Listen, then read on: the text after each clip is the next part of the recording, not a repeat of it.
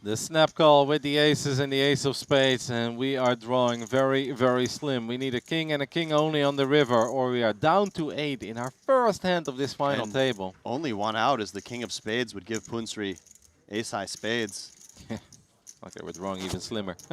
King of diamonds only to save Sergey, and he is taking his microphone off. If there was ever a moment to take the microphone off, it's probably when you're drawing to 1 out. Yeah, that's kind of the TV table equivalent of using your one-time good game, Petrushevsky. Just over $100,000 for his efforts. And it's been fun to watch him. He also made a run in the 3K Triton Genesis. Yep, it's been a very strong week coming out of Petrushevsky here at the Triton ONE. And kind of a mixed blessing if you're the other player. Unless we went ham on NVIDIA or Bitcoin. That's pretty hard. Yeah, and you know, pay jump starting to get big. 183K for our next finish, 7th place, and then 241 for 6th, 328. And then you start jumping by over 100K per pay jump.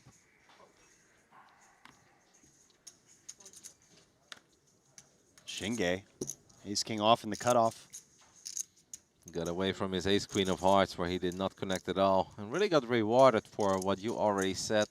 It's worth not always 3-betting these hands. Just take a flop, keep the pot small. And it looks like we have our first mystery hand. I love here, it. Kevin. I've missed it. We've been requesting it, Alex. The mystery hand for And Kishimoto. A bit rare to have a mystery hand off of such a short stack, but I imagine something interesting is going to happen on the flop here. Of course. Flop comes Queen, Jack, 5. As it is the two Japanese players going head-to-head, perhaps familiar with each other's games. There's got to be some love between these. Insta big bet. Daiki plays real quick, by the way. Bets 2.1 million. Now, since this is the mystery hand, we are not expecting Kishimoto to go anywhere. He just called from the big blind. Could have a lot of holdings at this point. 10-9, any jack, any queen. Perhaps even a 5. An ace-5 is a possibility. 5-6. Lots of things possible now. Let's see if Kishimoto comes with some type of check raise. And he just moves in. All right. What are we putting him on? I'm going to say 10-8 of diamonds. Yeah, that's a good guess. Like, it could just be a 10-9 with 1 diamond. It could be a 10-8 of diamonds. Yeah, I'm going to go with the combo draw here. I like it. How about ace-5 of diamonds? Certainly possible as well.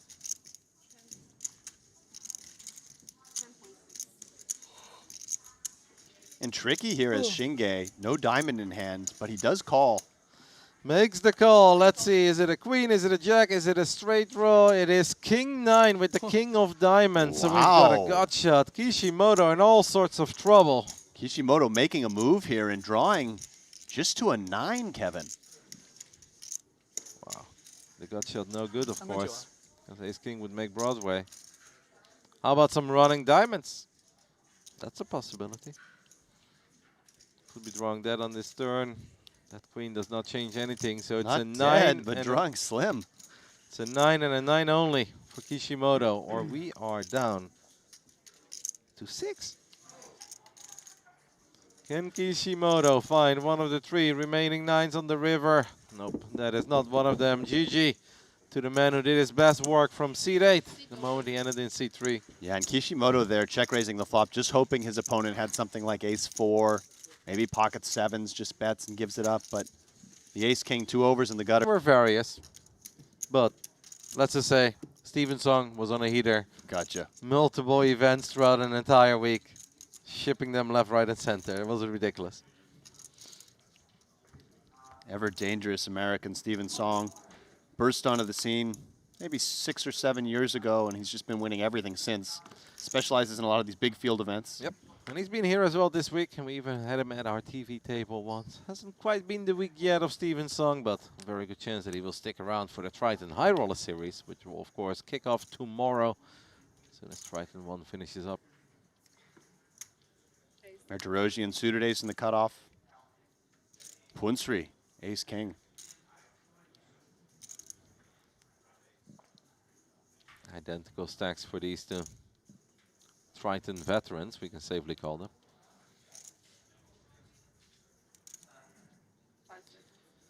Punat Punsri looks down and grabs the raising chips. Makes it 5.2 million with ace king. Ace 4 offsuit will get out of the way. Pocket 8s got mucked immediately there as well. Quick fold from the 8s. Definitely a hand that doesn't do well in the face of raise and 3-bet. Doesn't interact with any of the strongest hands. But the man is holding a Chinese passport. Are we even allowed to fold 8s like that? We've actually seen 8s a lot in that exact situation in some of the previous tournaments. Yeah. And Oh. Martirosyan making it 10.8. He does have a reasonable 4-bet bluff candidate if he thinks Punsri's getting out of line, but he's just run into it here. Yep. Punsri just has it. Ace king offsuit. Somewhat similar to what we had earlier. A little bit different. Back then, Arthur was the one who announced all in and took down a big pot without ever seeing a flop. Let's see what Punsri decides to do here. Of course, you always want to be a little bit careful as well. Ace king is an absolute monster. You'll be hating life if you're dusting off 50 big blinds here and you run into aces or kings, but he's of course not afraid. Sure, but cutoff button against the ever dangerous and aggressive Martirosyan. Ace king feels like all in's the only move here. 16.5. And this is effectively all in. We're He does five click betting. it back to perhaps give the illusion that he might have some 5-bet folds here. Yeah, 5-bet. If Martirosyan really does feel that there are some 5-bet folds, the suited wheel aces would actually be among the best bluffs, but let's see how he proceeds. It's also very annoying when you face this size, as the price is very tempting just to peel, Yeah. but you are up against just such a strong value range. 5.7 million extra to play for a 35 million chip pot. At this point, I may just toss in the 5 million and hope to see a bunch of clubs or a couple of tiny cards. Very interested to see how Martirosyan plays this. Expected Punsri just to jam, but this might be nicer. Opening the door a little bit. That's really fun sizing. I feel like folding is actually out of the option. I disagree a little bit, Kevin, just because of ICM and how strong that value range is. But I do think everything's on the table here. Set option meant question, of course. It's been a long week over here at Triton ONE, but lots of fun and incredibly curious. Certainly would be fun to see a 6-bet shove with a 3 in his hand, but I want to see the call and I want to see them both whiff. That'd be fun I too. suspect call is actually the least likely option.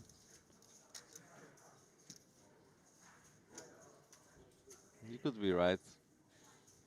It's just so little extra to play for so much. Play for heaps. Does Arthur make a big shove, a big laydown, or does he call? And just burning through these time bank chips. He was talking about how many he had a little while ago. He had more than anyone. They're dwindling. This is probably a pretty good moment to use them, to be fair. We are being 5-bet by Punsri. Arthur opens, Punat 3-bets. Arthur clicks it back, makes it 10.8 million. Punat comes over the top, makes it 16.5. And this is where we are happy that we did save all those time bank extension chips. What a spot.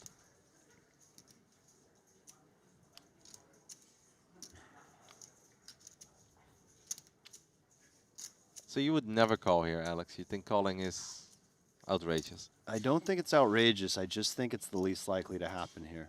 Okay. All in. Oh, And he does move in. Punsri inducing with the ace king. Monster pot, 76 million chips in the middle as Arthur comes over the top, announces all in with the ace-3 of clubs, but he's not even, like, he's in bad shape, but it's not the worst shape, Alex. We've seen a whole lot worse than this. Well, that is the thing about those suited wheel aces, is that they have somewhat of robust equity against the value range, but what a spot for Punsri. And what an adorable plushie. How can you lose? I just noticed that. We know popping Arthur up. can't lose, but how can you lose with that plushie and the blue Triton hoodie? When two worlds collide. Something about the unmovable object and unstoppable force. Here we go. Flop comes Queen, Queen 10. We chop it up. Chop outs picked up for our tour. Backdoor clubs working as well. Yeah. Arthur looking for a 3 ideally, but a 10 wouldn't be all that bad. Any club would definitely make it a very exciting river. 10 of clubs would be interesting. Biggest spot we've seen all week long. It is the 7 of diamonds. Arthur needs a 3 to win it, a 10 to chop, or a 7 to chop. Because he's already doing what you have to do to make sure you can catch a miraculous river, and that is stand up, unclip the mic. Oh, Arthur, the mic's coming off. Arthur knows it. Is the 3 hiding? No, the river is the deuce of clubs, and that will do it. Arthur Martirosian is eliminated in 6th place. They're making a big move with the ace-3 of clubs. Walks away with a 241,000. It seems like the line has picked up some static, but we'll take care of that. Ace-Jack for our chip leader on the button. I'm gonna open this one up as well. 2.2. 2.3. 2.3. Unbelievable. Same as he did last time. We make it 2.3. Like he looks down at ace-7 offsuit. Shinhwa flats the small blind. This is a little bit surprising to me. Dachi has been very quiet. Just obviously has not been picking up a lot of hands. This is also just kind of staying out of trouble. Yeah, I like the call from Daiji. Shinhwa's hand is definitely an unusual flat, out of position against the chip leader offsuit ace-X in the small blind. Ace-7, King-Jack, and Ace-Jack heading to a flop, and that is a problematic flop for our man Daji, who's been a little quiet, has stayed out of trouble, defends the big blind, picks up top pair, king kicker. You got to be feeling like you're pretty good here. Yeah, absolutely. Still would expect if Punsri comes with a c-bet, which of course we expect, that Daji probably just continues in the form of a call. 3-way pot, ICM considerations.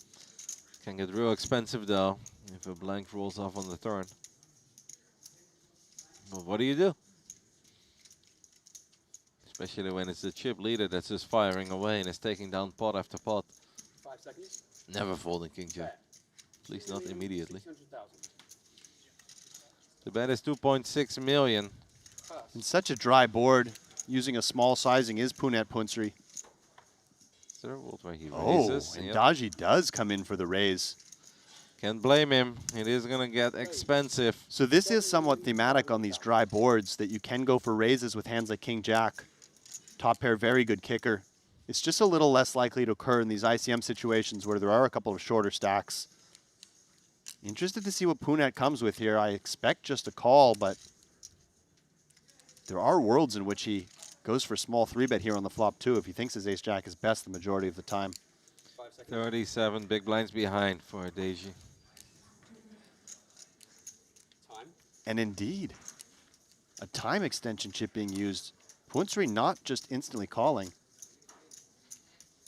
He's just going over his options. And it appears the graphic has showed he's 3-bet to 14.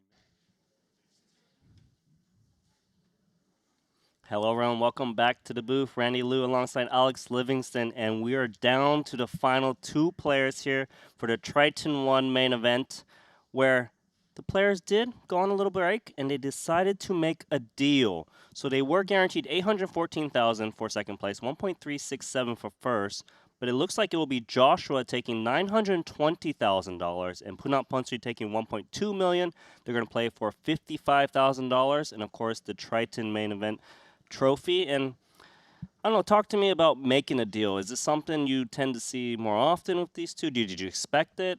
I don't know if I necessarily expected it, just because Gabis is a bit more of an unknown to me, but perhaps a highly skilled online player certainly seems to have played very solid. And, you know, you do see deals happening from time to time, as it is a lot of money you're playing for up top. You know, the variance is there. It's not like the levels are all that long.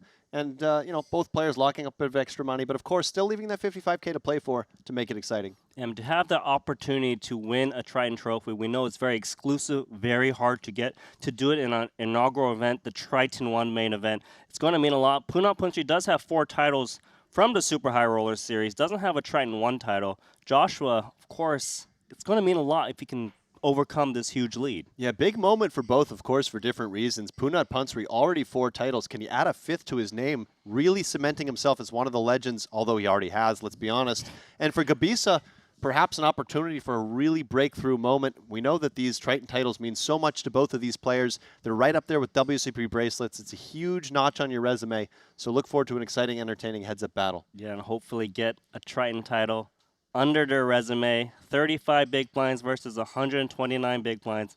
$55,000, but of course, it's that trophy that they're after. Heads up play is set up. Joshua Gabisa on the left, Punat Ponsri on the right.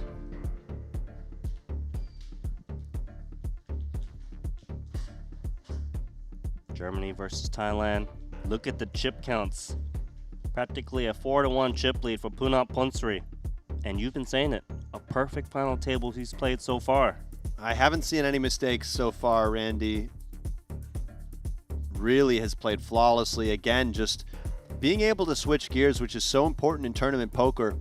Finding spots to play a little bit more small ball, finding some nice finesse. He's induced a couple of times, and then he's just played power poker when he needs to with some of those huge open shoves, which are, of course, fundamentally grounded. Somebody like Punat has a really good understanding of the theory, but also of how to adjust to his opponents. And let's see if that continues heads up against Gabisa, who has been on the more snug side, but now, you know, all those ICM considerations are out the window. They've made a deal. They're playing heads up. You can kind of just play poker now, perhaps a little bit more freedom for both of these players.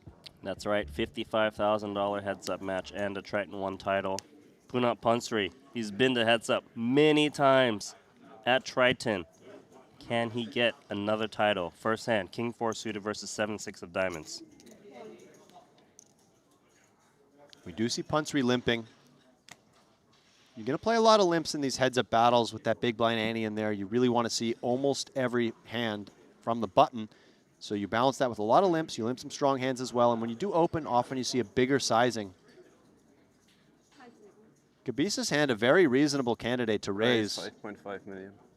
He does, and Ponsri not going to go anywhere with the suited King 4.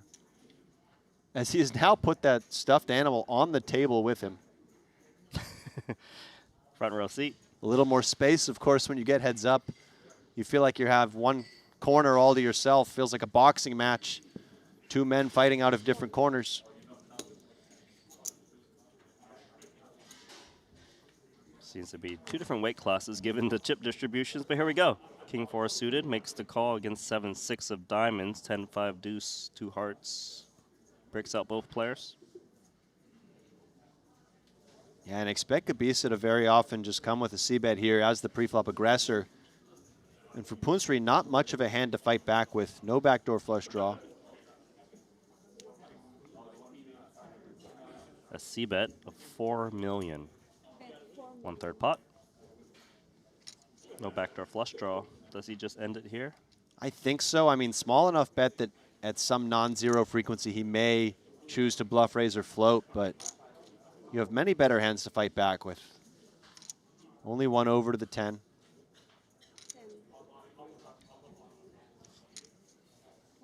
First blood. Joshua.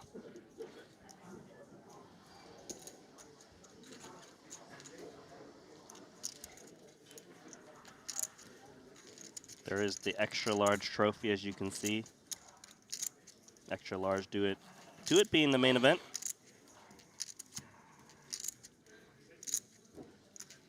It's a nice start there for Joshua Gabisa. Up to 61 million in chips. Punat Ponsri right at 200 million. The deal has been made. Both players have locked up a hefty chunk of change, but still playing for $55,000 and that Triton ONE trophy, that very heavy trophy that we've been admiring throughout the series. I don't think their play changes, even though they made a deal. It's because you want to be the very first Triton ONE main event champion. Of course, extra 55,000, not too shabby as well. Queen 9 suited versus Ace 10. 3.2. I could see Ace 10 actually 3-betting. Quite the hand. 40 big blinds effective. Certainly possible. If you 3-bet, are you going to 3-bet call, perhaps? I think that's the big question. If you're not willing to 3-bet call it off, perhaps you throw it in your calling range. Instead, he just moves in. Wow. Power poker continuing into heads up.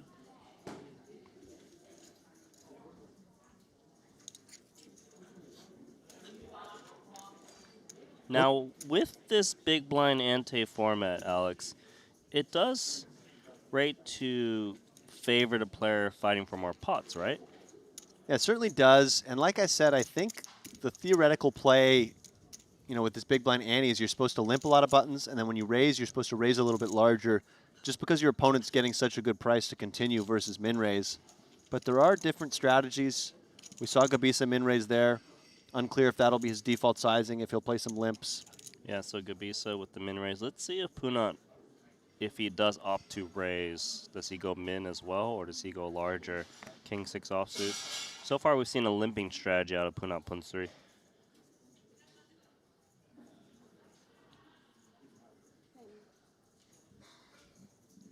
$4 million. Yeah, notice this difference. Yeah, he does go a little larger, 2.5x. And this makes a lot of sense. Big blind ante is still the same size, equivalent of the big blind. And for Gabisa, you're not going to fold too many hands heads up, but this is one of them. Mm-hmm.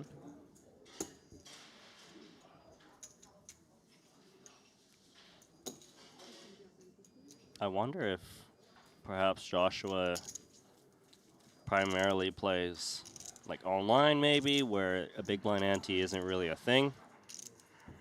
Yeah, good question. He certainly might. Hard to say, of course. Although I'm sure, you know, if he's got some buddies on the rail, buddies, they should know, right? I'm sure he's been thinking about the strategy. Come up with his own ideas. And kings for Gabisa. Let's see how he plays this one. Probably just min raise again and hope my opponent 3-bet jams like he did not too long ago. 3.2. And he does. And it wouldn't be the most insane 3-bet jam of all time from Punsri because you do get some of those offsuit King X hands to fold. It would be a disastrous timing, though. As weird as it sounds, I'd rather do it with like an offsuit version of the suited king. Yeah, indeed. He ends up just calling. This has much more playability than, say, King Deuce off. They are still almost 35 big blinds deep, so it would be a lot to shove. Onto a flop. Not so great. An 8-7-6 rundown. Sometimes on these connected boards, overpairs like kings do check back, with stacks being still relatively deep. A check back yields the 3.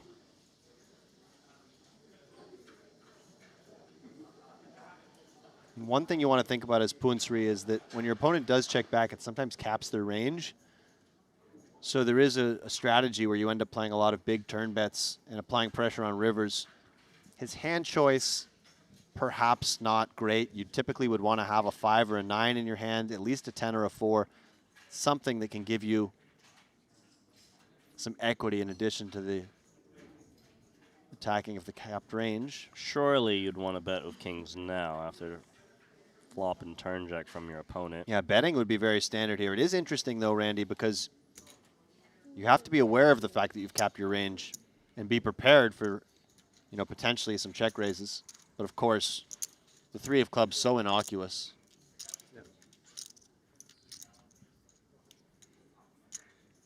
Have you played a lot of heads up yourself? I think you mentioned off air that you have played some heads up cash multiple tables. I've played a lot of battles in my time. Yeah. Against many great opponents. I didn't win a lot of them because if their names are True Teller, Makita Badzikowski, you tend to expect to get wrecked a little bit. You battled those guys, did you? I have battled them. At what stakes, might I ask? Quite high. Okay. 5,100 maybe. Multiple tables. But, you know, I've played some lesser opponents. Did all right. All right, all right. I've played a lot. Did you ever play any heads up sit and goes? I did not. I didn't really get into that. I used to play those at one point. So I'm more used to the 100 big blind territory. 4 million. Obviously, big blind ante wasn't a thing. Right. 2.5x again from Punsri. 4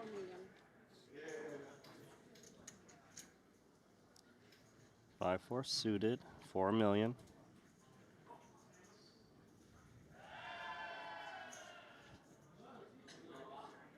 Is he thinking about something mischievous? He had that look on his face, but just a call, which is the expected course of action with this hand, I would say. Yeah, you never know.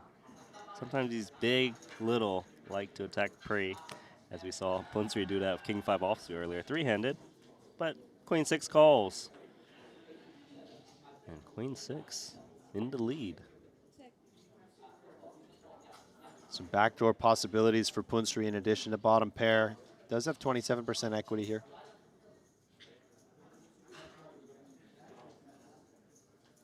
$3.3.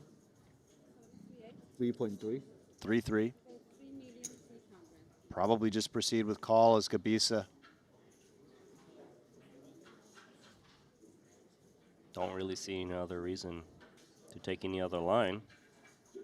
Yeah, raising feels a little reckless. Not a lot of good turn and river runouts.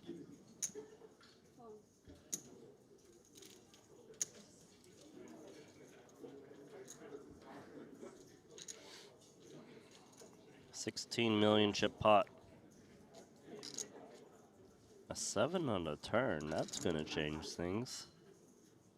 Open-ended straight draw for Punsri. An overcard to the 6 for Joshua. Gabisa's exact hand would have a lot of trouble facing heat, but Punat may feel that checking back is better, assuming Gabisa does check it over to him. Yeah, I suppose it kind of depends on what you think better hands are that are folding. 5x, 6x come to mind, but sometimes those 6 and 5x's are coupled with flush draws or straight draws that are never folding to a double barrel, so it's very difficult to figure out how to navigate with 5-4 at the moment. Exactly, and if you do bet and face a raise, probably have to fold and perhaps folding some decent chunk of equity. Feels like one of the big disasters in this game is bet folding a hand that has perceived clean outs. In this case, a 3 would feel very good. He does check. Check makes sense. That river card. And now is it value time for Gabisa? Could see it, right? Definitely, definitely possible. I think the main attraction here is the kicker. The kicker is very relevant right now. Yeah, your opponent can have some 6x. Remember, ranges are very wide pre-flop for both players. I think I like betting the 6 because I expect the 5x to check back, and they won't bet for me. And some worse 6x may even check back. Exactly. Sometimes you're going to value own yourself against 7x, but this looks nice. And he goes small, very small, in fact. I might have gone a little bigger there, Randy. They could have got another big blind or two. Yeah. But a bet is a bet. At least he got 1.6. Enjoy.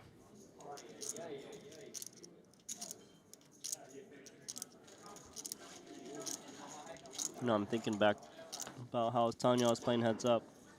Another one of my nemesis. Christoph Vogelsang, you know that guy? I sure do, yeah. Aye. Bad memories. Used I to don't play him heads up? Sometimes I'm like looking for action. Yeah. He's just sitting at the lobby. I'm like, all right, I'll play you. All right, 10K gone. I hope you chose some usually some victims as well, Randy. Yeah, not just all these super crushers.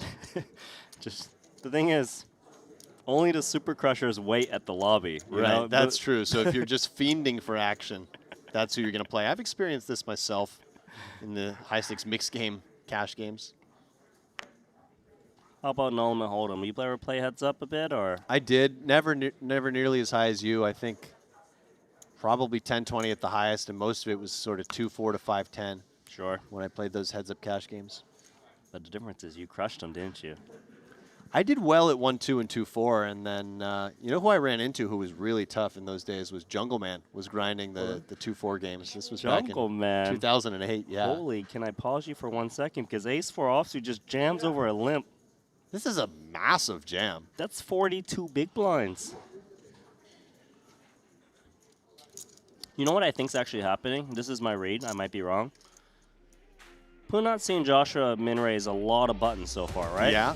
So he's just setting the tone maybe like once or twice. Like, don't limp the bump the buttons. I want you to kind of play this raising strategy. Okay. I don't know. Can you get behind it? I can get behind it, or perhaps does he think if Joshua had a big hand, he would min-raise since it's been congruent with what he's been doing, so he just kind of attacks that first limp as being weak? And get that free big blind? Well, yeah. And the big blind ante in his zone. Interesting. Or maybe he just wants to get the show on the road and late register the Triton High Roller 50K short deck tournament. I promise you that's not what he's doing. No, I don't think so. Promise you. Not with as well as he's played, and you know, this means a lot to Poonat, of course.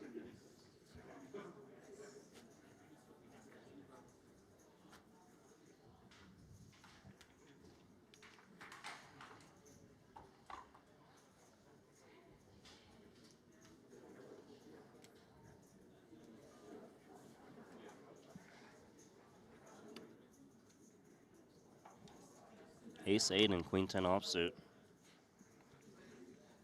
Feels like raise and call.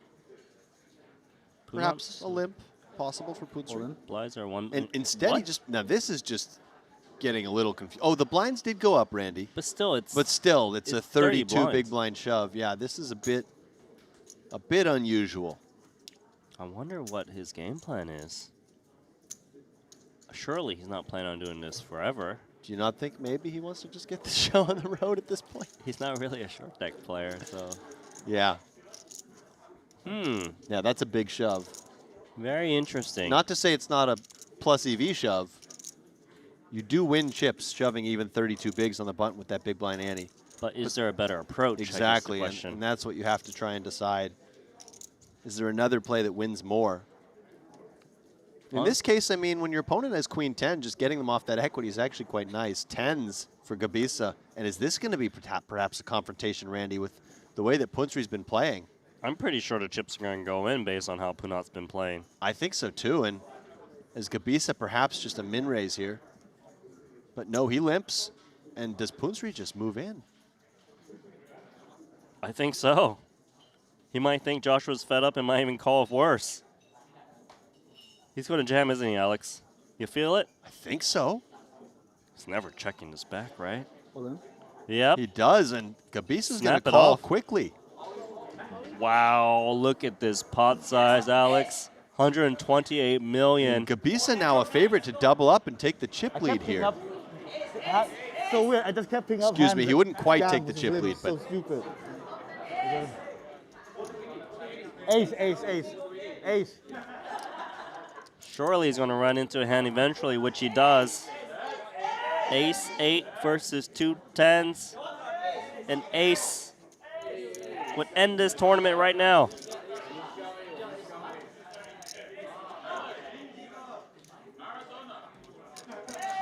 and if not, it's going to be very close in chips.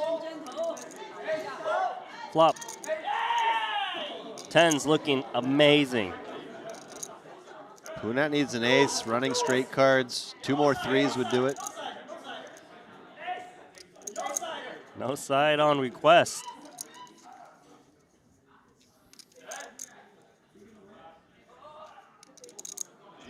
Turn card, please. Oh. Do you see the additional outs? I see them, Randy. He's coming. A 5 would now work for Poonat. Can we get there and end this tournament?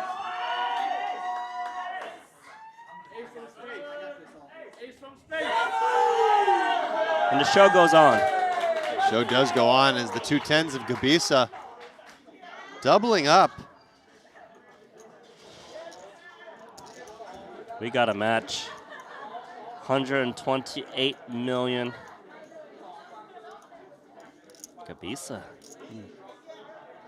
Poonat just shoving the 32 big blinds. He was just making a lot of very big reshoves and open shoves.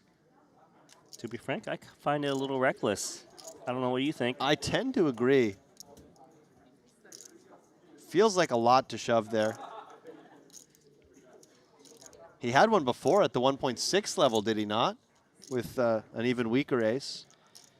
He's jammed all in 4 to 5 times. We haven't been playing heads up that long. Nothing. I don't think we're going to see any more of those massive jams now that they're playing over 60 big blinds deep.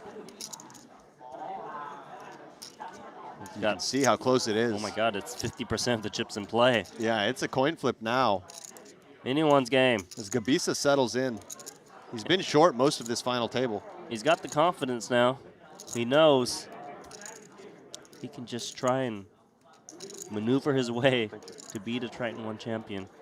Those green chips look nice, don't they? Yes, they do. Fucked it up.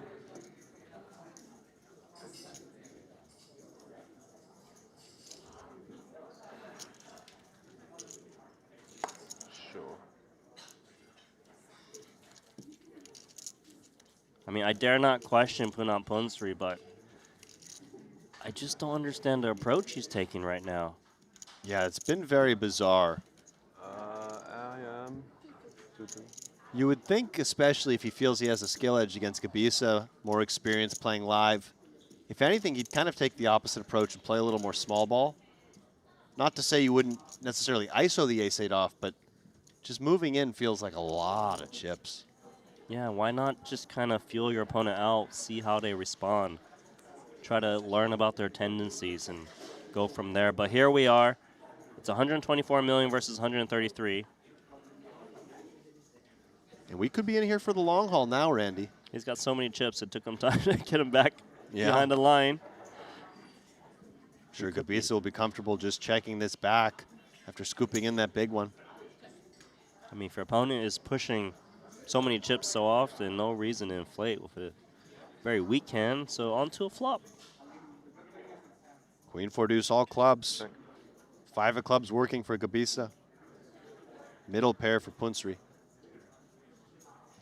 It's actually a fair fight, believe it or not. It is, and I like the bet from Punsri. I think as Gabisa, we have to continue every club for this size. At least it's 2 overs to the middling card, which is helpful in case 5 or 9 are both good. And there's the club.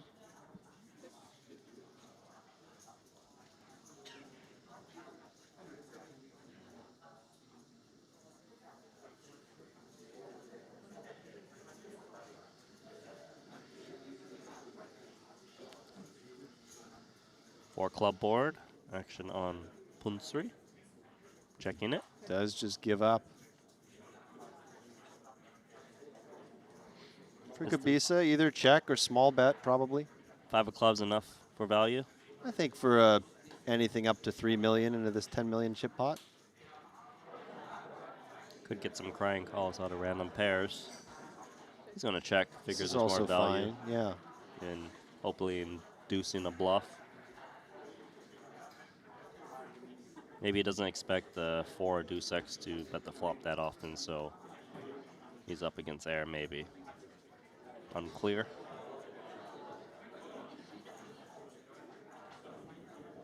Punsri gives up.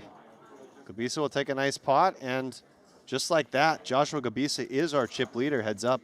Not by much. By 1 big blind.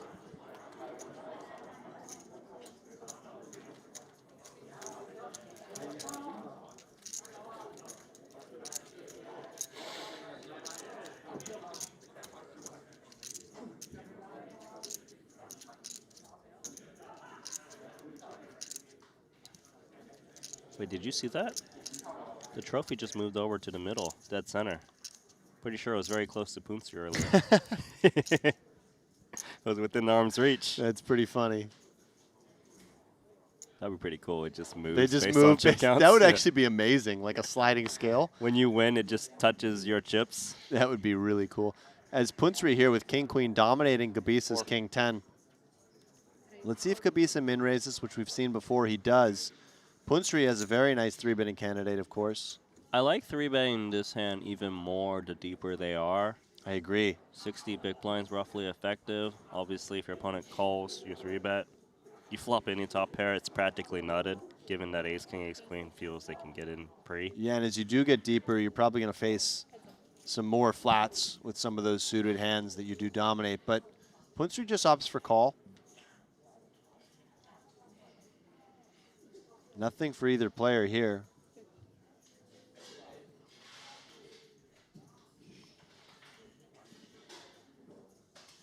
On the ace 8-7 rainbow. Knuckles back. Modest amount of showdown value for both. Probably just continuing to check, I would guess, both hands.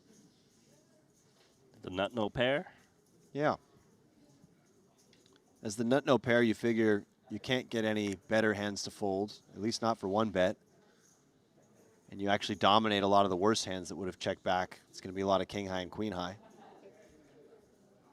One more round of knuckles. And actually, you can probably consider just value betting small here as Punsri. Just something like a min bet or 2.5 million seems reasonable to me. That would be pretty cool. Value bet the king high and get called by worse. It's thin, though. I mean, Gabisa can definitely still have some 3x, some 7x. A blocker value play. Some pocket fours. But we did see him make a value bet like this earlier against our third place finisher. Okay. And he actually goes big for value. This is kind of cool. He goes 5 million.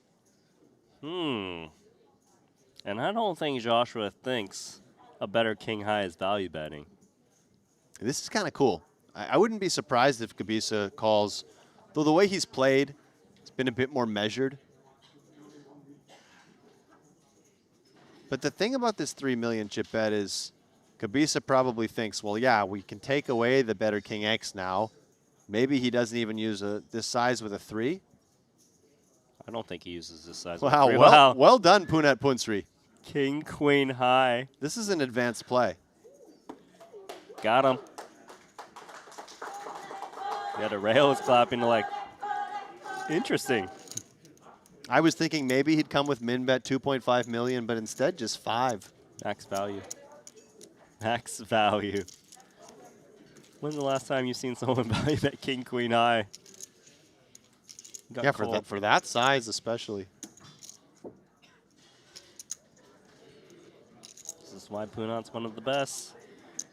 Tries to get any value he can out of his hands. But no worries. Joshua, it's a smallish pot.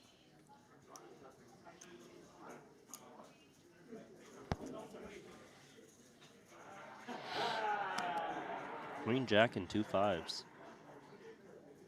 Couple big hands here.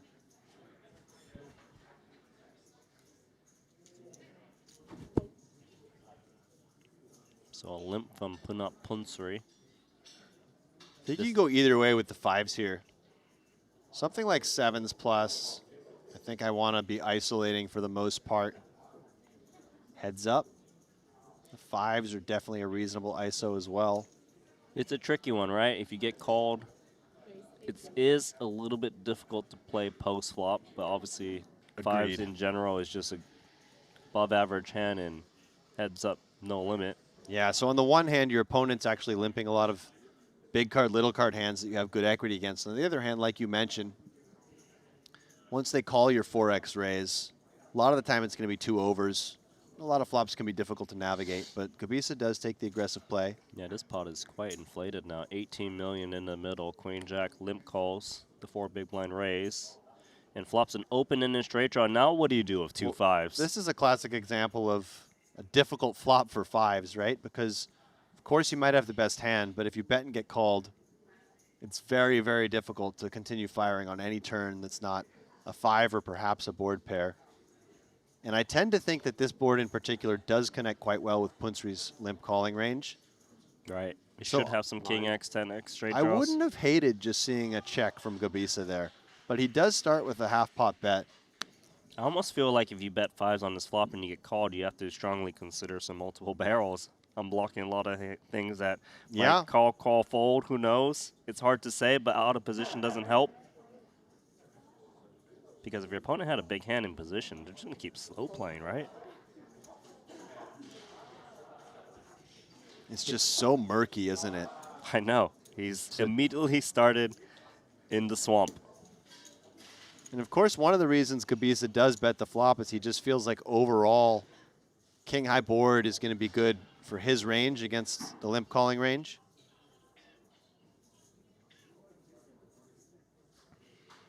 He is going to be raising a lot of Broadway combos, etc. And this card, you know, should connect with both players, but it should be Gabisa who has the strongest hands, I would think. But now that he's checked, this looks like a white flag, yeah. And perhaps Punsri wants to just check back. I like checking here with Queen Jack. Doesn't really feel like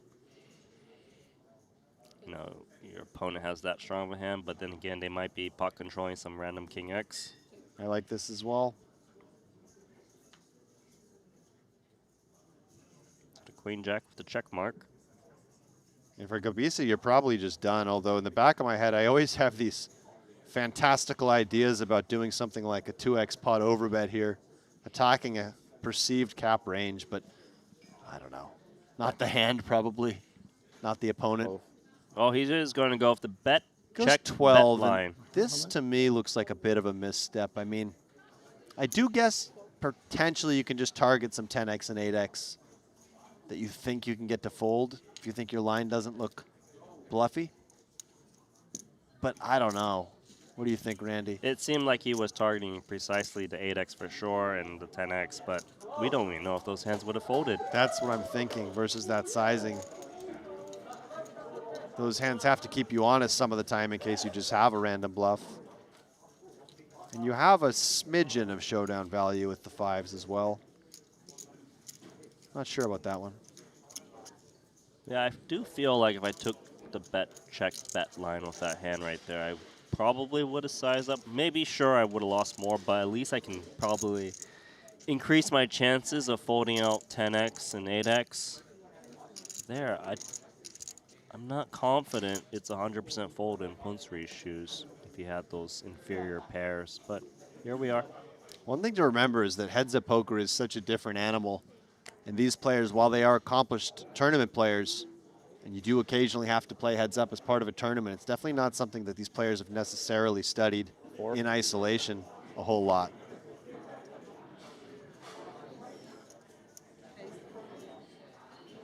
King in all suit, min raise. So nice pickup there from Punsri, who opens up a decent-sized lead once again.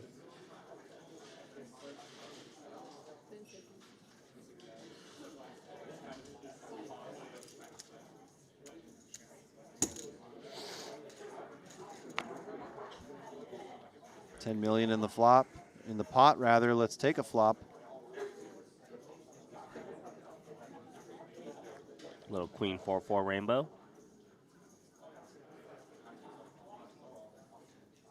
It's not unheard of for Punat to consider even check calling a hand like Jack 5 with diamonds on this flop, but let's see if a flop c-bet comes in first. Looks like it will.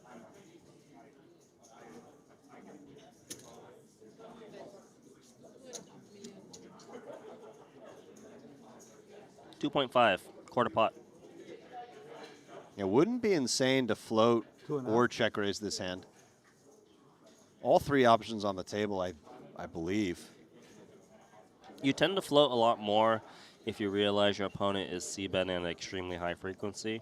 Therefore, 7.5. yeah, this makes a lot of sense. It goes with the rightmost button. Because if your opponent is c-betting so much, they just are so often unpaired, and that's the danger of playing, you know, kind of like, well, this board doesn't hit you, therefore I c-bet. Let me just take it down. Against a very strong opponent like this, who's going to attack at the right frequencies, it could be very dangerous to just c-bet range on that board.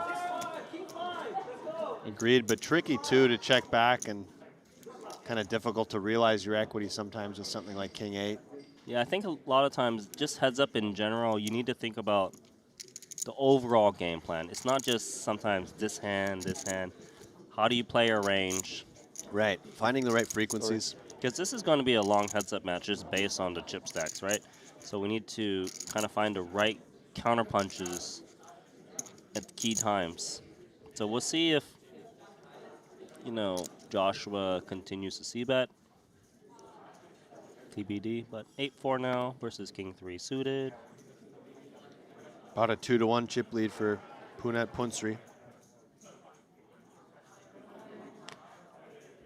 We have 6 more hands at this level, and then the blinds will be going up. Does Gabisa decide to attack with this one? No.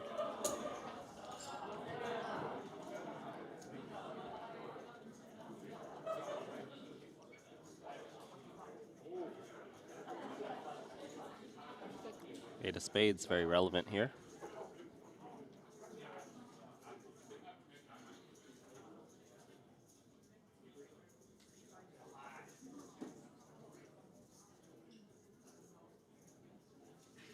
Yeah, reasonable semi-bluff candidate for Punsri. Can put hands like the one Gabisa has into a very awkward spot right away. Yes, Gabisa's got that nut gut shot, but on a 3-spade board, it's a little bit uglier. Might have been okay with a check fold, to be honest, but here we are. I tend to agree. Again, you have to just think about where you're at in your range, and you just have quite a few stronger hands than King 3 on that monotone texture. Does Punet go for the double barrel? The wider you think your opponent calls the flop, the more tempting it is. But checking and realizing your equity also seems totally fine here. Yeah, it's a bit of a guess game. You're not sure if you're up against the queen, the 10, the 9, or the spade that's just going to check fold, or the king X. Or this hand, right? Yeah, and the jack X. Yeah, I think this check is pretty nice.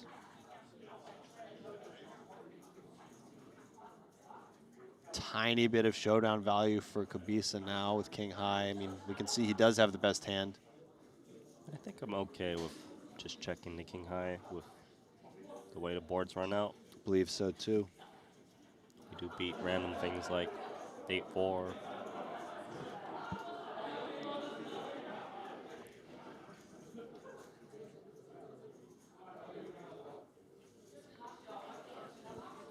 Punat's giving me that checking vibe as he double checks his card, but maybe he will fire. Does he feel a 10 or queen would always bet? Gives up. King high. You read his body language well.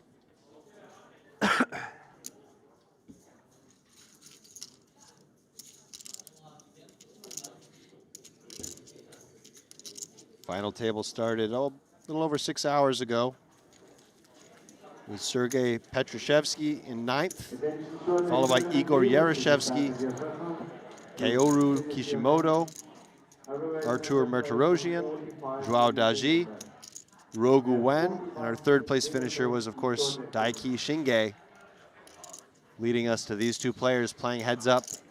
They did make a deal. They've locked up quite a bit of change already, but playing for $55,000 more and that Triton ONE main event trophy that you can see there in the middle of that table. Pocket threes. I actually like limping in this spot. Yep, seems pretty good. Looks nice, yeah. Occasionally we see a hand like 8-4 attack from the big blind against a limp.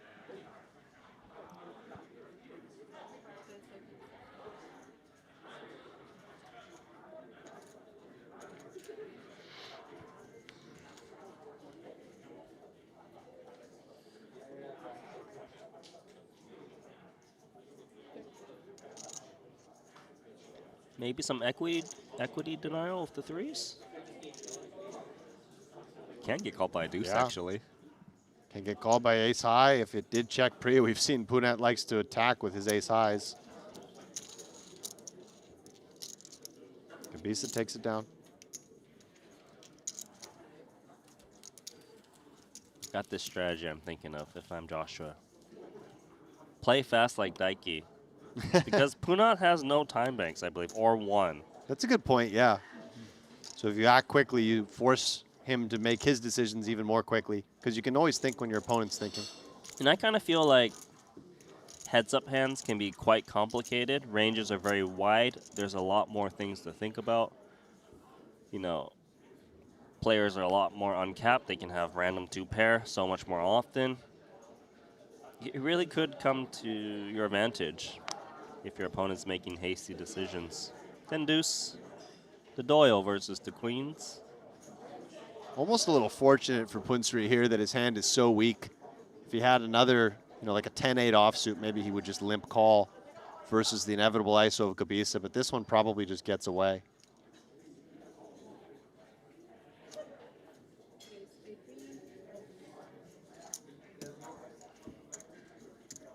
$8 million. Seems to be the standard size that Joshua's been going for. I like it. Big blind isolate. It's big enough that You're not just going to always get called, as you saw there. You are out of position. You are quite deep.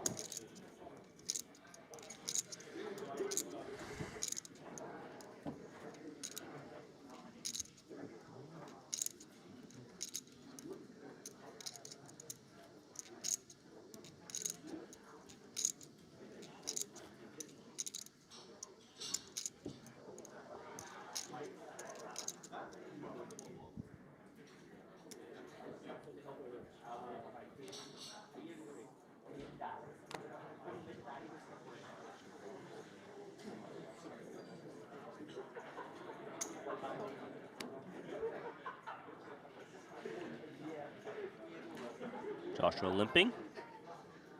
You're probably content to check this one.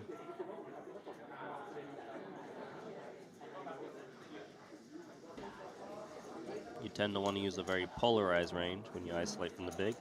Yeah, or if you do have more of a middling hand, I think I'd want to use like a suited connector rather than an offsuit hand. Something that can battle post flop. Yeah, a little more playability.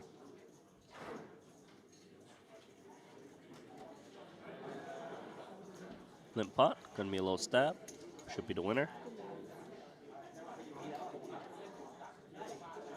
Yeah, you have to be more careful with your bluffs on a board like this than the last one, where Punat check raised. Here with the 2 diamonds, raising a diamondless hand. Very little interaction, doesn't seem wise. Gives it up.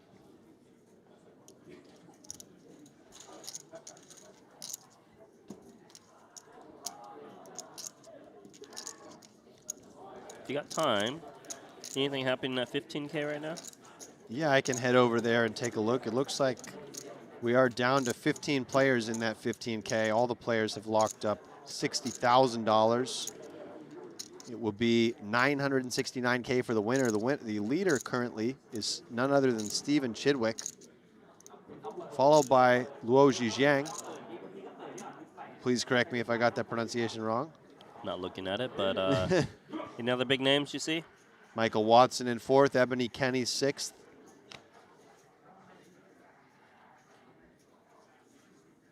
Webster Lim in 11th. Look at Punat Punsri, 8-3 suited, mixing it up.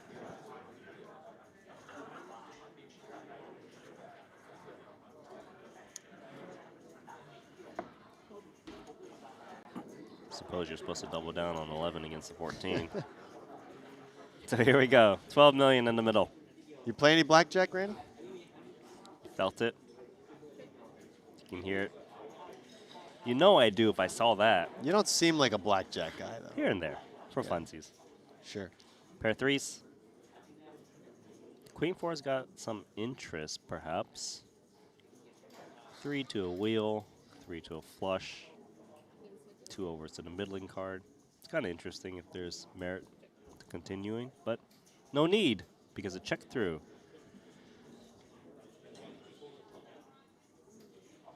Gabisa does check quickly.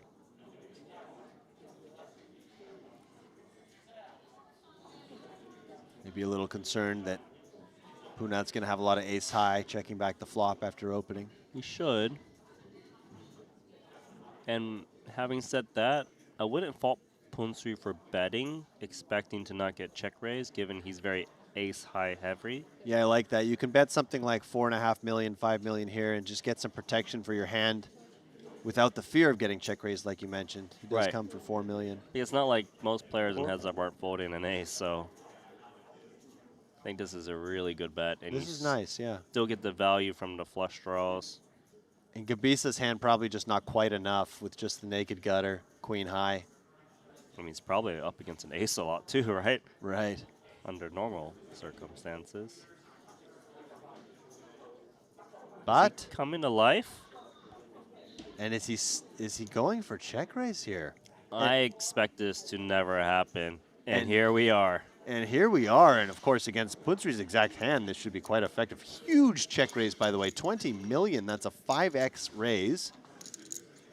20 million. Which perhaps is congruent with what he would want to do if he had something like pocket 3s, pocket deuces, or 4-5, just trying to stack an ace. You're right. Because it's difficult for an ace to fold.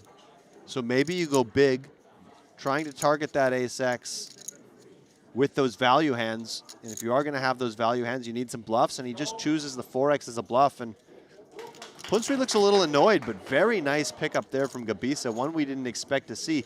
One of the reasons we mentioned that protection bet being so nice was we didn't expect a ton of check raises, but a nice principled idea from Gabisa to use some 4X and 5X hands to help balance out the times he goes for check raise with, you know, 2-pair plus. Yeah, and it makes a lot of sense why Punsri did opt to bet, but the thing is, Joshua took it to the next level. I know you know that I know, so I'm going to check raise 5X, and if you call this, I might even jam the river. Whew, that was pretty cool. So things are heating up here in this heads-up match.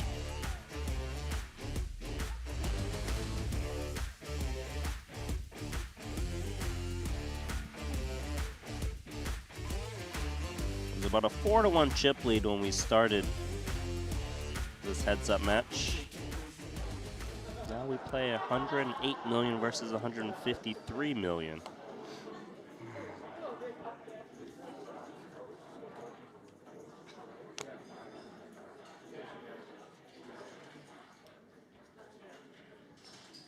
I think Joshua's playing a really solid game in its heads up. I agree. Didn't he get Jack 3 not too long ago? Maybe 2 hands Perhaps ago. he did. Punsri. 9 tray of spades. It's not quite 8-3 of spades. Close enough. 9. Out of position. And he says, how much did he announce? 9 mil. 9 million. So using one of those weaker suited combos as a bluff raise, you can get some stuff that you dominate to fold. In fact, he did with the Jack 3 of Gabisa hitting the muck. So my observation from this heads-up match so far is that Puna is more aggressive pre-flop, and Joshua is more aggressive post-flop. I think you're right. So far, that's what we've seen. As note, the blinds are now up 1.2, 2.4 million. Still relatively deep. Yeah, we're not in that shoving territory, although we've seen quite a bit. Although yeah, pre-flop. we have seen it. We're not supposed to be, but here we are. It is a bear, right? Or am I seeing things? Polar bear? I guess it's a bear. Yeah, I don't quite know what it is. Why is the 2 feet in the middle and then the hand? I'm as lost as you are as Punsri. Just limping the queen 10. We saw him limp call queen jack earlier in this heads up match. Gabisa hasn't done anything yet. Does he want to introduce some bluff raises with some of these really junky hands?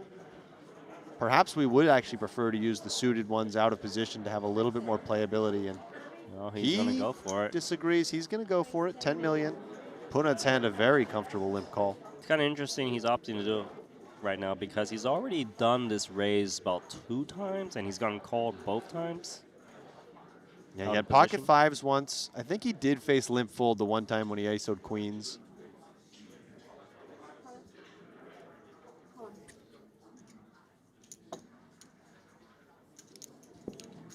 And will we see any fireworks here?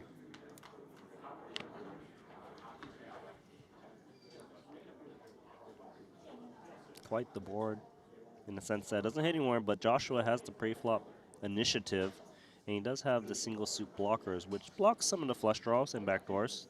Yeah, I think on a board like this, you can consider just range betting small. He does come with 5.5. I like this. Black Queen 10. A little awkward already for Punsri, I think. Seems like single heart for certainly calling. Yeah. Here is unclear. 2 overs to the 8. But of course, just dead against ace-X pretty much. He does opt for the call. Yeah, he's tough to play against when he's got position. And facing such a small bet, you know, you do have to be fairly stubborn as the queen of hearts hits the turn. Now, does Gabisa ever go for multiple barrels here, trying to get his opponent off something like 8x? It's interesting. Small pocket pairs. Because the third heart some of the hands that called a flop in the spot actually contain the backdoor hearts, right? Like, say he has Queen of Hearts 10, or like Jack. They have a lot more excuse to call down another barrel. With that single heart, and then you don't know where you're at. Yeah. As Gabisa, as your opponent can also have some ace-x, perhaps. So even though you pick up additional firepower, just picking up the flush draw, it just makes me seem like double barreling is not mandatory. But this is more so a bet. Gotta protect. Yeah, and that's a very confident bet, too, from Punsri. You know, he did face a check raise in a spot he potentially didn't expect to get check raised a little bit earlier, and he's willing to go for it to make these protection bets, even though he opens himself up to getting check raised. Good pickup there for Punsri. Is that a cloud next to the tail of the bear? It's very difficult for me to assess what's going on with You're all this. focused on the heads up. I'm all looking at the little trinkets. I'm going to allow you to be our official trinket analyzer. Perhaps we can poll the audience. Audience, do you have any idea what's going on with Punat Punsri's stuffed animal? Sorry, I'm looking around. If anyone knows Punsri, perhaps you can let us know. You know, the thing is, they're probably going to tell us, but they're going to tell us in Thai. So we can't know what they're saying. Well, perhaps they can Yeah, we find a need to- translator among the mix. Yeah, we need the Google Translator in there. 8 deuce suited versus ace 5 offsuit. You know, we've seen Punat jam. I was just thinking that. We've seen him jam in spots exactly like this many big blinds, but maybe he feels like after he got caught and ran into the tens, he doesn't want to do it again. All in. And he does move in, Randy. This is Punat Punsri. Somebody is saying it's an oyster. Someone is saying it's a cat. An oyster. Someone is saying Labubu. So there's that that trendy. That's not Labubu. If it's Labubu, that's a Timu Labubu. That's a fake. It's not even close. Okay, so two people are saying Labubu. It's not Labubu. Someone says it's a Chikawa. I have no idea what that is. A cat, an oyster. I don't know who's trolling us. You're getting trolled by all of them. I am a little susceptible to trolls. But you're good at the analysis, at least. They had to put me in here for something, Randy. Yeah. Clearly not the analysis Not of the the trinkets. analysis of the trinkets. A couple people have said Chikawa. This is Chikawa. Can someone explain what Chikawa is? It's a trendy character. Labubu from Alibaba is correct.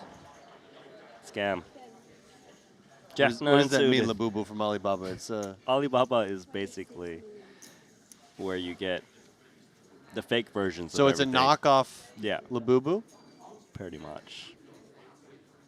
Like if you buy a deck of cards on Alibaba, you might get 51 cards. So why is Punsri sporting this knockoff Labubu? It's not, don't worry. Okay. Okay, 6-3 offsuit. Gonna defend against Jack 9 suited. This is a bit loose from 6-3 off just because Punsri did go 2.5x. Well, he's flopped and open in the straight draw. However, He he's is up against the flopped. double gutter and the flush draw The of Punsri. world, yeah. I mean, if he could, he'd just put all the chips in now. But look, let's build a pot. Yeah, let's go small here maybe. We want to keep our opponent's range wide with this much equity, this much nutted equity.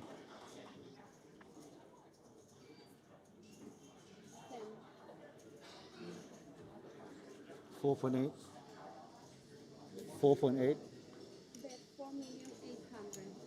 4.8. Options for Joshua? First instinct? I think you could call. I think I'd be a little bit worried if my opponent was c-betting 8-7-5, 2 diamonds, that he's not check folding a big part of his range. That he's not bet folding? Yeah. Yeah, I think raising feels a little dicey because we don't expect him to just range bet this board by any means. Yeah, I think we're on the same page.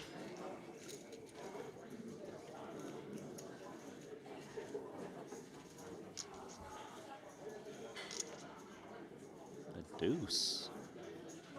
And I expect, Punsri to continue to apply pressure, and maybe then, as Gabisa, if it's a big enough sizing, you just get away from your hand.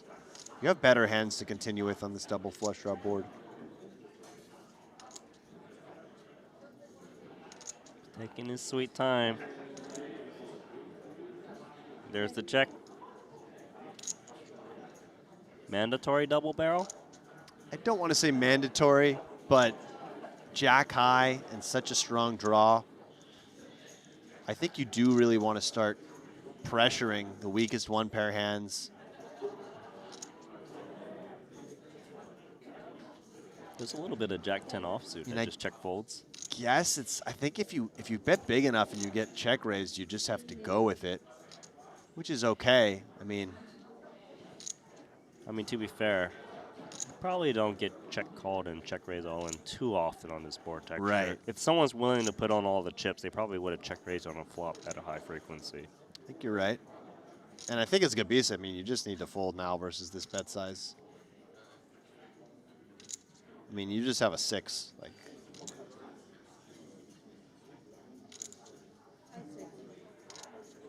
two flush draws out there. Yeah. Celebration on the rail. Not on that side. That side's Team Joshua. So apparently the smaller piece that's attached to his stuffed animal is an oyster, and that's a popular character. You talking about the thing with the blue? I think, no, top? I think the other white part. The cloud-looking thing. Yeah. That's the oyster, I guess. I call it bluff. It's a cloud. It's fallen from the skies, lost, found its way to this Triton main event final table. I don't know. I'm pretty sure the chat knows more than me. It's unclear. Unclear. Unnecessary discussion. 2 5s versus King 6 offsuit. Also true. Do you think Punsri's the type to jam 5s or no? I mean, I think if you're jamming versus a limp, ace 4, jamming 5s makes a lot of sense too, right? It does, especially given the difficulty of playing it post flop and just taking the raw equity of the hand. Collect your own big blind and big blind ante. Of course, this hand does flop amazing. Sometimes you flop sets and you just stack your opponent. And he does just move in. Yeah, he's a very pre-flop heavy player. So the way he's playing this sort of 30 to 40 big blind territory is how I would expect a lot of players to play at maybe 15 to 20 big blinds. I don't disagree. You're completely right about that. And it might even be confusing Joshua a little bit. And the thing is, if Joshua doesn't pick up some hands soon, he will slowly bleed from 32 big blinds towards 25, and then the blinds may go up, and then he's down to 18. Right. So, you know, it could be a race against the clock, potentially. I mean, it is nice to get that pickup every time you get the shove through. Getting back your ante in addition to the limp 4.8 million.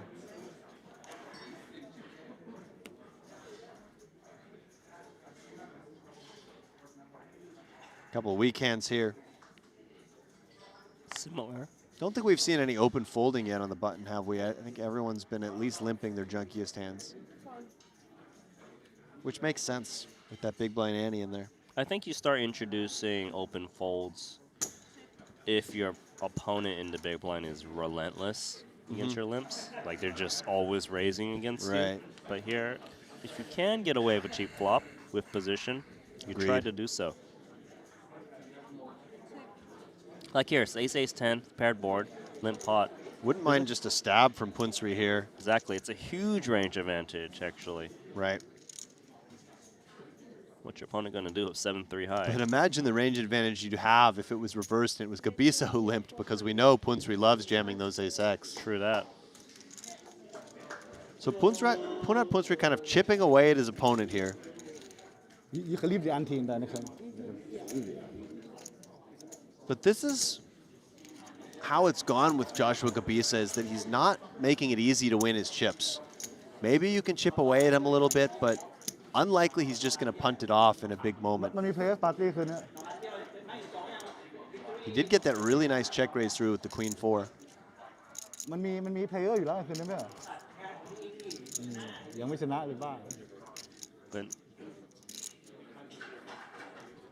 in terms of who's winning more pots, it has to be Punat. I would think so, yes. Nearly 3-1 chip lead now for Punat Punsri.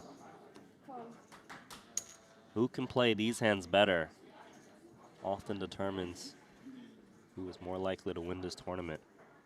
The dust versus dust.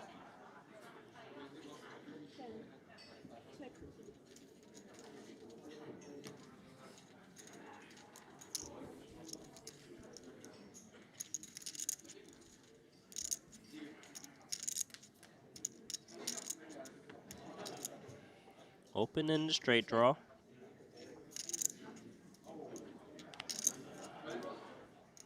Might we start betting? Yeah, I think very compelling to bet, right? With the 5 high in the open ender. Yep. Obviously great to win the pot now, but sometimes Sometimes make you a actually straight. root for the call in these spots. I mean, maybe I just like the action too much, but you root for the call and start dreaming of the 6 of clubs. I agree, actually, in a sense. I know it's a little degen to one action when you got 5 high, but the thing is, you know you can double barrel most turns. Yeah, I mean, your hand is just kind of a really nice blast-off hand where you continue to pick up fold equity with each bet, and you continue to build the pot with implied odds when you do make your hand against the stronger range, that's sort of like increasingly stronger range that's continuing with each street. So I don't mind getting a call there if I'm the 5-3. Of course, just taking it down feels fine too.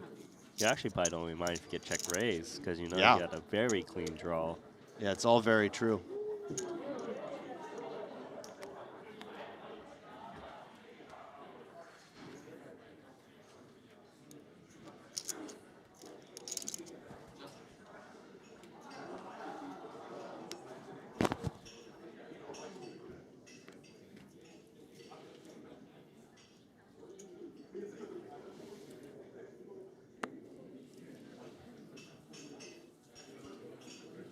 Battle of the Kings.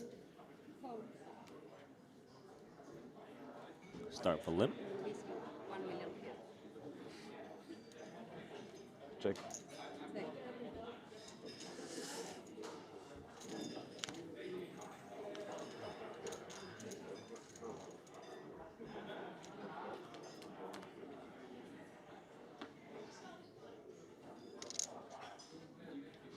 Lovely. Not flush draw for Punat Punsri.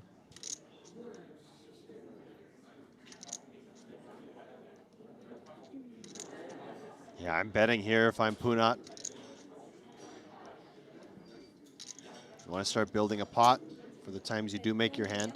Yeah, very similar to our last discussion about the 5-3 offsuit. Exactly right. Seems a bit weak for King 7 off with no club in hand. It does, Well, he looks but like he's just gonna be in one there. big blind. I mean, obviously you don't feel great about it.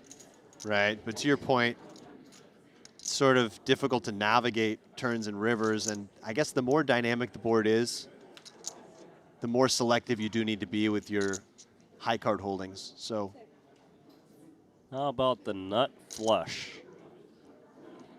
Not too shabby. yeah, and as Punsri, you don't worry about the times your opponent has King of Hearts, 7 of Spades. You just target the stronger stuff and start building a pot. I feel like the main targets is actually a 10x coupled with a club. Love that, yeah. I feel like decent amount of ace-x may press pre. Obviously there is some. And I think something in the 2/3 pot region makes sense here. 9. He goes 9 3/4. Roughly the same. Should be just a very quick fold from Gabisa, indeed.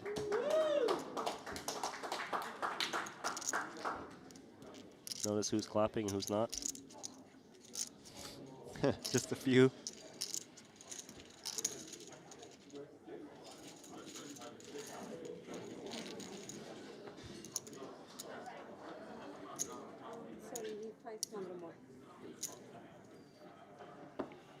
A close-up. Chikawa. I don't know what it is. A cat? A mouse? A bear? Or just Punat's best supporting good luck charm. Definitely not a Labubu, though. Definitely not.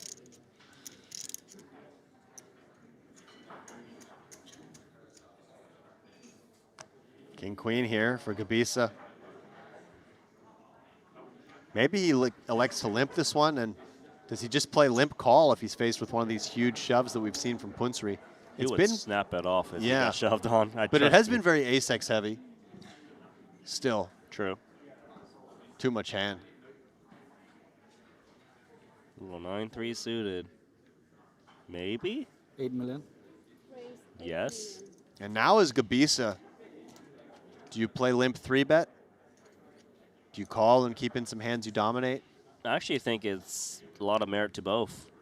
I agree. I mean, obviously you got a lot of fold equity pre-flop, but then again, limp call, you can kind of allow these hands that are in terrible shape to just blast off against you. Yeah, I think I like this more, Randy, because when you do shove, you get rid of a lot of those terrible hands, and the value range is going to have you in kind of bad shape, especially where we've seen that Punat just jams a lot of those weak ace-X. So the value range is going to be some stronger stuff, and wow. Top 2 pair. Yeah, and I think the thing also that's nice is the big blind likes to attack with hands like this, but also with King Little. And King Little, well, you can get in dominated situations where you're feeling very good. Does Punat want to c-bet? Needs to construct a limp calling range. 6.2. We have seen aggression from Gabisa in spots like this where he's had marginal hands. The pocket fives comes to mind on the King 10-8. Punsri starts with a small bet. You have everything, Joshua. You've got position. Yeah, definitely just call as Joshua here. Trust me, he ain't raising. He knows Punat's messing around. And what's the best way to get chips from someone bluffing? Just calling. Slow play it. Keep that range as wide as possible. There we go. 30 million chip pot. Oh! You see the heart draw? I sure do. And Randy, this could be trouble for Punat Punsri. There are worlds in which he just moves in here. If he does move in, we'll be slightly north of 1.5x pot. Because it's interesting. If you move in, you actually probably force club draws and Jack 10 to fold. That's a very good point. Which is kind of nice. He said 18 million. And I think just continue to call as Gabisa, but take your time now. I like calling here as well. Yes, there are flush draws, straight draws. But basically call and just call every river. Just close your eyes, I think. Your hand's just too good. Sell the story that you've got a Queen X that's unsure. Try to get your opponent to move you off of it. Makes a lot of sense. And pretty much on every river, your opponent can even have some worse value hands. So you just call, and then you just call. Perfectly played. I like the way he put that one green chip in, too. Mm-hmm. I'm buying the story that he doesn't have a monster. 66 million in the middle. 31 back. River card's the Jack. Will Punat blast off the remaining 31 million chips of Joshua? It's so hard not to once you get here this way, I think, Randy. You have 9 high in a spot where you're not supposed to have a lot of 9 high. That's true. You don't have a club in your hand. You want your opponent to have clubs. Joshua could have clubs. He could have a Jack 10 that just has a pair of jacks. He could have a Queen X that's scared, and He there's does move the jam. in. It should just be a very quick call, and it is. Joshua Gabisa. He's evened it out once again. It's level. It's level pegging, and we might have to settle in for another long night, as it looked like it could have been a very quick final table, but back to even in this heads-up match. Joshua Gabisa played that hand very well, just calling at all junctures. He went call, call, pre, and then call, call, call, post. And you know what's the main factor in that hand? Was the decision pre-flop that allowed him to win that big pot. Now, certainly, yes, he could have limp jam, but he thought about how this hand could develop post-flop. And it's the opponent who has a weak range and just blasting away. Yeah, I think maybe looking like kind of a normal hand to some people, but I think that subtly, that was a very nice hand from Joshua Gabisa. I do like that limp call pre, not narrowing his opponent's range. Keeping in some stuff that he dominates, and in this case, keeping in the 9-3 of hearts. And his Punsri, I mean, it's a very compelling triple barrel bluff candidate once you do turn that flush draw. You need to have some bluffs, and then when you get to the river with 9 high, I mean, I'd be all in. So the way this heads up has been playing out, Punat Punsri chips away at Joshua over and over again, and then Joshua just wins it all back in one hand. You're right. Huh? Yeah, that is exactly how it's gone.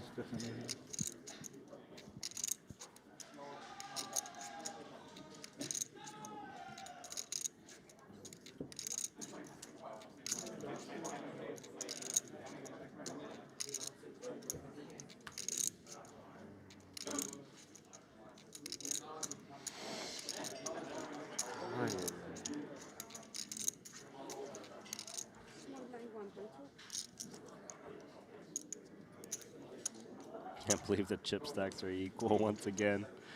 Okay, reset.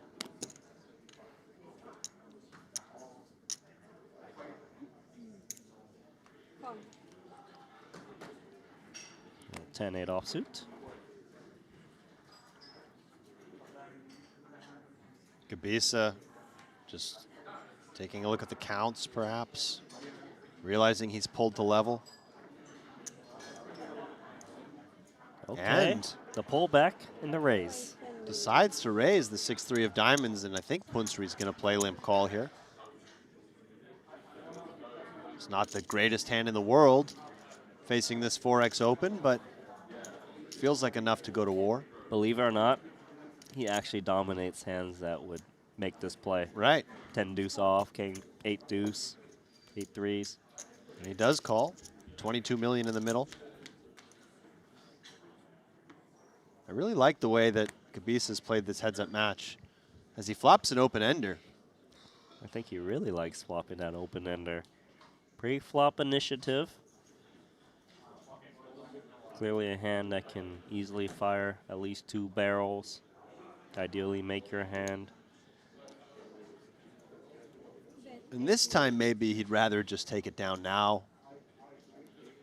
on the flush draw board. But of course, it's okay if your opponent calls too. Not like your opponent. You can just choose for your opponent. But I hear you. No, but you know, we were talking about that earlier with the 5-3, what we want our opponent to do in position. Here he's out of position, flush draw on board. Slightly different. I think Punsri just has to let this go.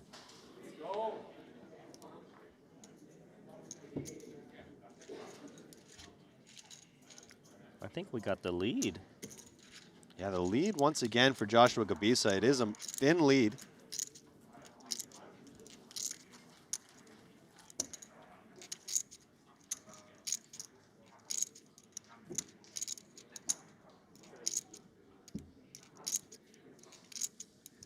I'm going to pose this question to the chat, given the stacks are level. Who do you think will win, or who do you want to win? Yeah, Good question. forehand. Let's go to the toilet. I need to pee as well. Yeah. Yeah. What? Feels like we play like 6 levels. Yeah, yeah. Good match so far.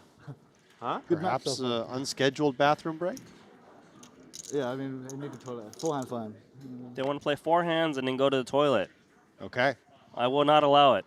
I don't think whatever I want is going to work, but Raise. You go run in there and they're just calling a timeout. make your demands. Usually heads up, a little bit of flexibility given to the players. We see a small raise here from Gabisa, basically a min raise. He has done that in the past, although more recently it's been a lot more limps.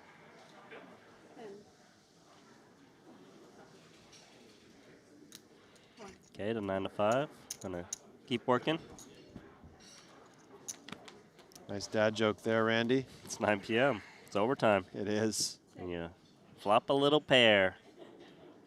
Pair of 9s. King, queen out there. 6-4 is looking awful. It's looking awful, and I don't think you need to feel compelled to just auto c-bet all your air. And he agrees. Mm-hmm. Maybe delay c-bet. Yeah, Ace is exactly. a card that you can Really attack. nice card for the delayed c-bet. And sometimes you even, I'm not saying in this spot, but sometimes you even do the double delay. Play check, check, and bet the end. And then, of course, sometimes you just give up as well. I could see it. I do think if he stabs with the Yeah, this hand looks now, nice here. he'd probably win against 4th pair. Just something in the half pot region. Okay, He so does the just check back. double delay. Well, now he's got showdown value, so he doesn't need to double delay. But if it was a 3, But if it was a 3, I think so, yeah. And as Punsri, I don't think there's really value here. I mean, maybe. Value with the 9-5 I mean, kicker? I don't know, right? I mean, doesn't the kicker look doesn't like it. play, but... Doesn't look like it. Yeah, just checks. Check, check. How about value bet the 4 against the jack high? Am I stretching? Well, you know, we've seen Punsri value bet king, queen high, so it wouldn't be that ridiculous for him to value bet the 9, but... Don't worry, I'm trolling you. I agree.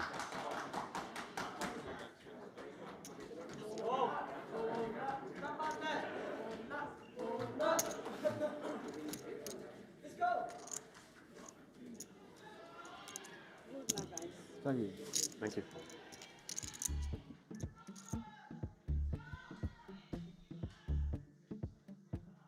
And you can see the counts there, Randy. Gabisa with the thinnest of leads over Punat Punsri.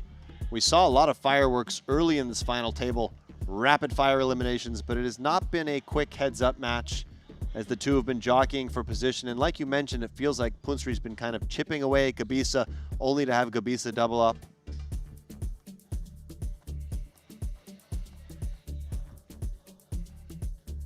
Not gonna lie, I'm a little disappointed in chat for not telling me who they think will win or what they win. Do we not have...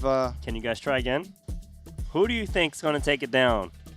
It's so close. 134 million versus 127. Advantage Joshua. Gabisa of Germany. I do see a go Joshua, a Punet for his call with king 5. I'm not sure if they're directly answering your question. I think they are, though. Punsri because GTO. 8-3 suited. We saw Punat raise his hand before. This time, he raises again. He might like this hand. This might be his lucky hand. It's the wrong game, man. Queen 10 of diamonds. Deep enough that you ever just go for a 3-bet? No. Decides to call. Hasn't been a 3-bet heavy game from what I've seen. 9-6 deuce. And a quick check from Gabisa over to the pre-flop aggressor, Punat. Very tempting combo to bet here. Backdoor clubs. The 8 interfering with some of the straight draws. He did inflate the pot, so more reasons to fire out a C-bet.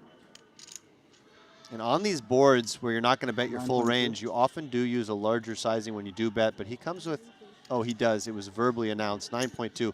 Like the size, like the combo, and I don't think Gabisa can do anything here with, yes, he's got 2 overs, but, you know, when your opponent sizes up like this. Gotta be a bit more snug. Exactly, yeah, you need a little more to go to war with, I believe. Yeah, perhaps he would have called a small C-bet, but not the 9.2.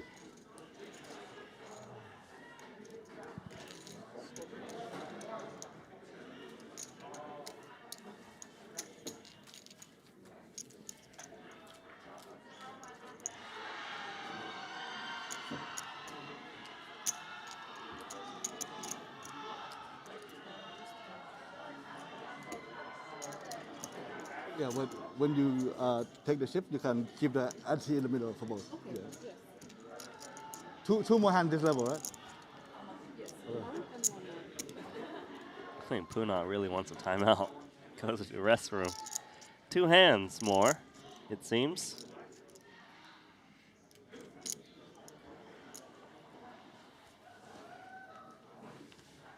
Jack 3 offsuit versus 9 at offsuit.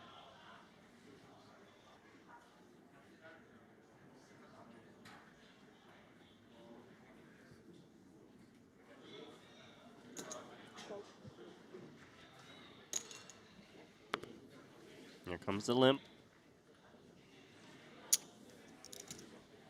And I think we can just check this one as Punsri. Not the type of hand you need to inflate the pot with. Maybe you go stronger or weaker. Yeah, I also feel like 9-8 offsuit when you do inflate and get called. You know, I mean, if you had to put in a lot of chips with top pair, you're probably outkicked or something. Yeah. Seems fine to check. See an 8, and an ace, and an ace. Not bad. Quick check from Punsri. Gabisa, maybe you can just stab 1 big blind here. just force your opponent to check fold a lot.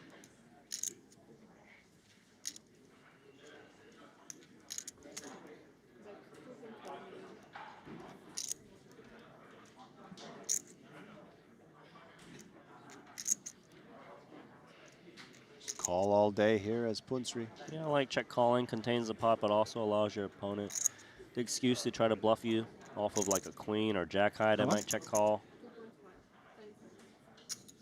Lovely.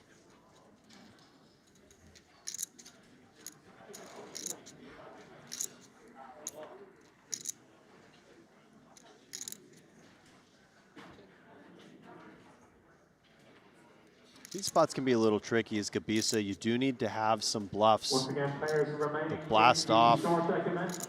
Usually, though, you want to turn some amount of equity. Yeah, I would think that if you do want to bet, it helps to have a single club to at least block some of the backdoor flush draws that can check call. Yeah, I like that.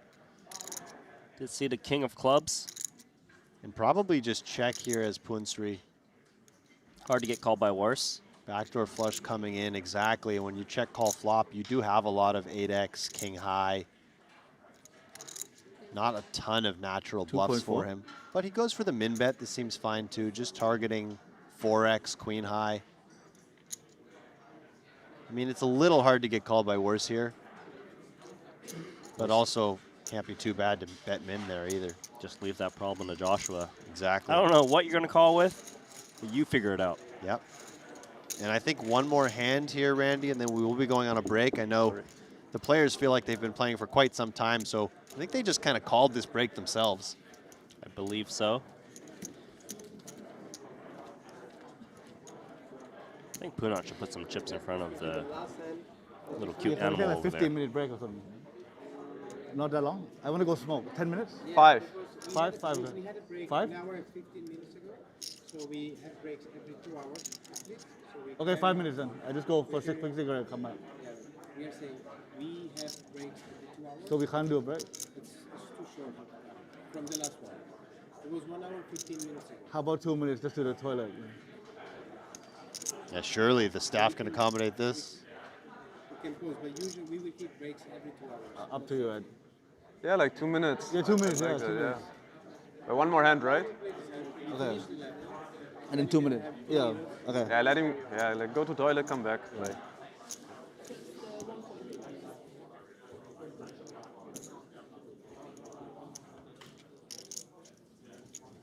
And indeed, they are going to take a short break. Just a couple minutes to use the restroom.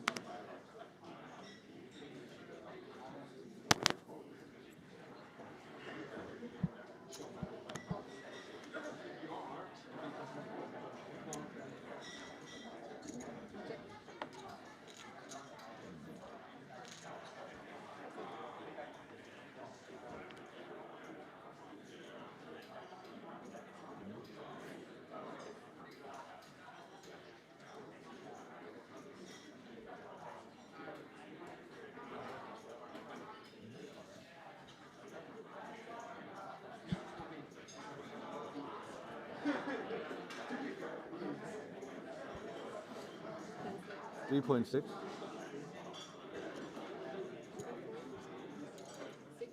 Punat, top pair versus the open in the straight draw with the ace of hearts.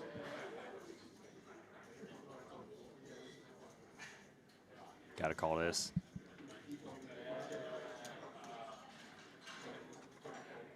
Theaters in the short deck. At this time, please now prepare your deck.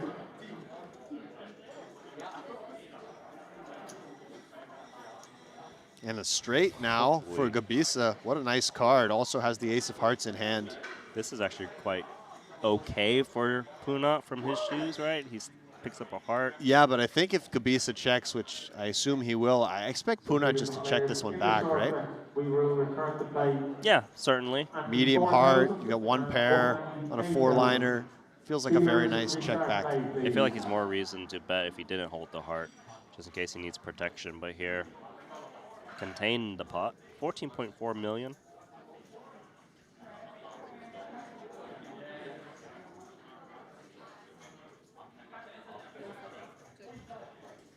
Round of checks. And a heart over heart. And how much is Punak going to lose in this pot? Whatever Joshua wants to bet. Right. Assuming it's reasonable. Yeah, maybe not an all-in, but... I think he would call pot, to be honest. Yeah, I agree. There's a lot of bluffs that Joshua could have that might stab 7x. Does Joshua ever want to check raise here? Try to get those bluffs perhaps out of Punak? Try to get king or queen of hearts to value bet? I Even could see some it. lower hearts? Yeah. And he does. There we go. And does Punak value bet the 6 of hearts? It's very hard not to. The 6 of hearts is very relevant. Get value out of a naked 3 of X. And of course, he could bet 3-bet and represent the straight flush. I'm getting Wow, nice wow, check back. Good check. No value for Joshua with the nut flush. Gabisa a little sick to his stomach to see the check back as he heads to the restroom. And we are going to go on a quick break, Randy. As I believe I will be coming out. We're going to get Kevin Vanderkoy back in for me. Believe that is the plan.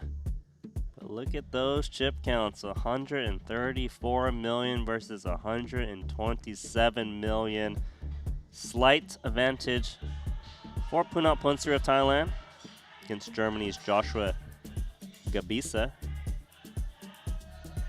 Any thoughts on how these guys have been playing in this heads-up match so far?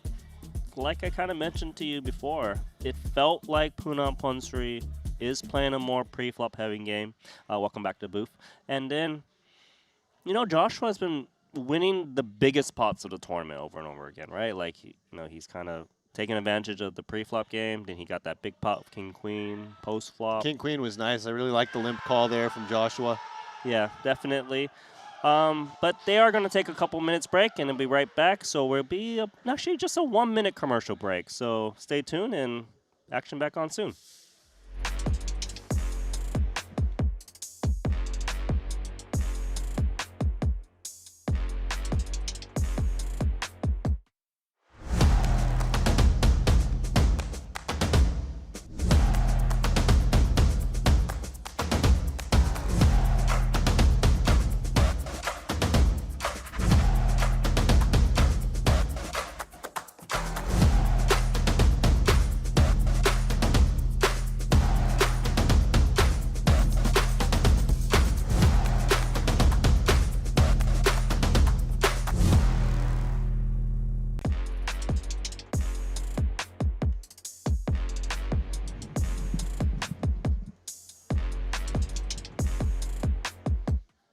Welcome back, everyone, to the final day and the absolute final event of the Triton ONE series, where we are watching a pretty epic heads-up. Randy, we started speedrunning this final table, but this heads-up is absolutely delivering. Yeah, it's starting to be a bit of a marathon. You know, it was 4-1 chip lead, I believe, going into heads-up.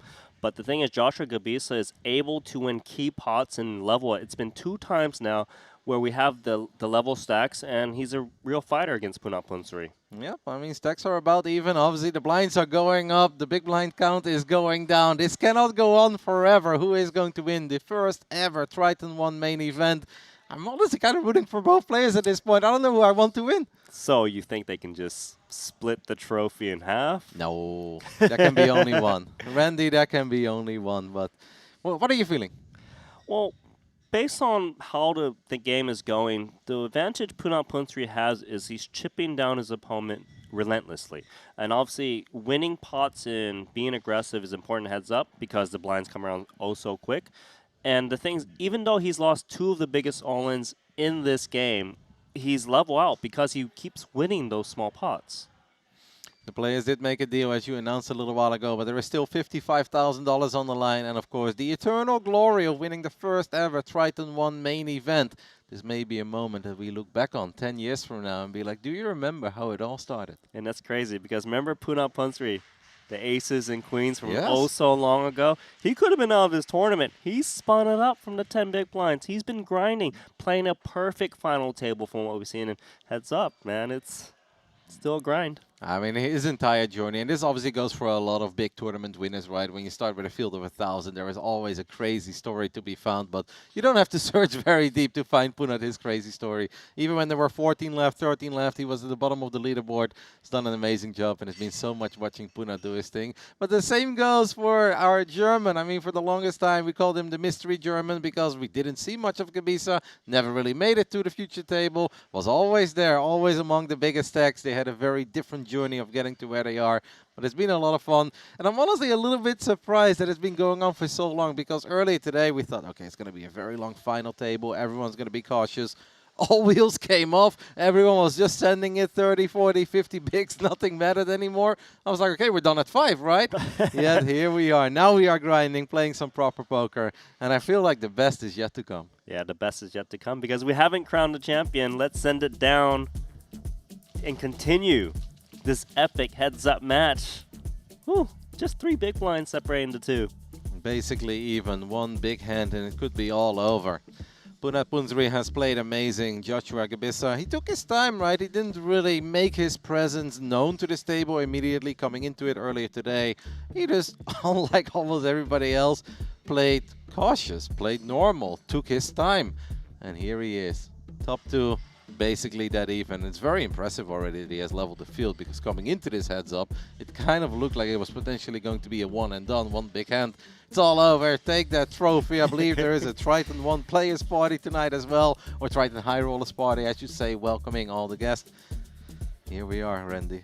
It's been so much fun. It's sad that it's coming to an end, but it's been so much fun, and I can't wait to see who is going to lift that marvelous trophy that comes along with becoming the Triton ONE champ. Well, let's go out with a bang.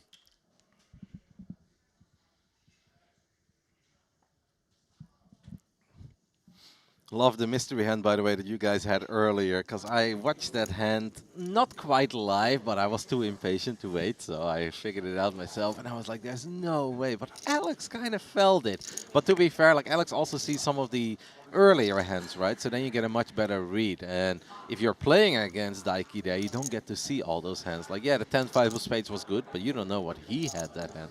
True that. Still, it was super impressive call. I was losing it, and I couldn't wait to make my way back over here because I wanted to see your reaction. I wanted to see Alex's reaction when Punat made that call with just a 5. I thought it was such a cool call. You called it the hand of the tournament, and I think I would agree because I was absolutely loving it. Yeah, I jumped out of my seat on that one. You were out of your seat for the entire thing. I saw you. I've got it on camera, mate. Oh, wow. This was a very exciting one. Open and straight draw against the top pair king kicker. I could see the king 9 even play very aggressively and go for value, but the open and the straight draw checks it back. Queen on the turn does not really change a whole lot to the hand of 10-8. Obviously, Punat is now demoted to second pair, but second pair in a heads-up battle, as we've seen throughout the last few hours, will feel very strong. Wait. He's taking his time. Josh was like, hey, I didn't check yet. I did not check. And now you look at the dealer and you're like, check. This is awkward. Yeah, now you're kind of forced to bet, right? Like, It kind of looks strong that you try to pause the checking, so why not follow through with a bet? But obviously it's not going to work against king 9. Nope. And we do make the bet of 7 million. Pot increases to 16.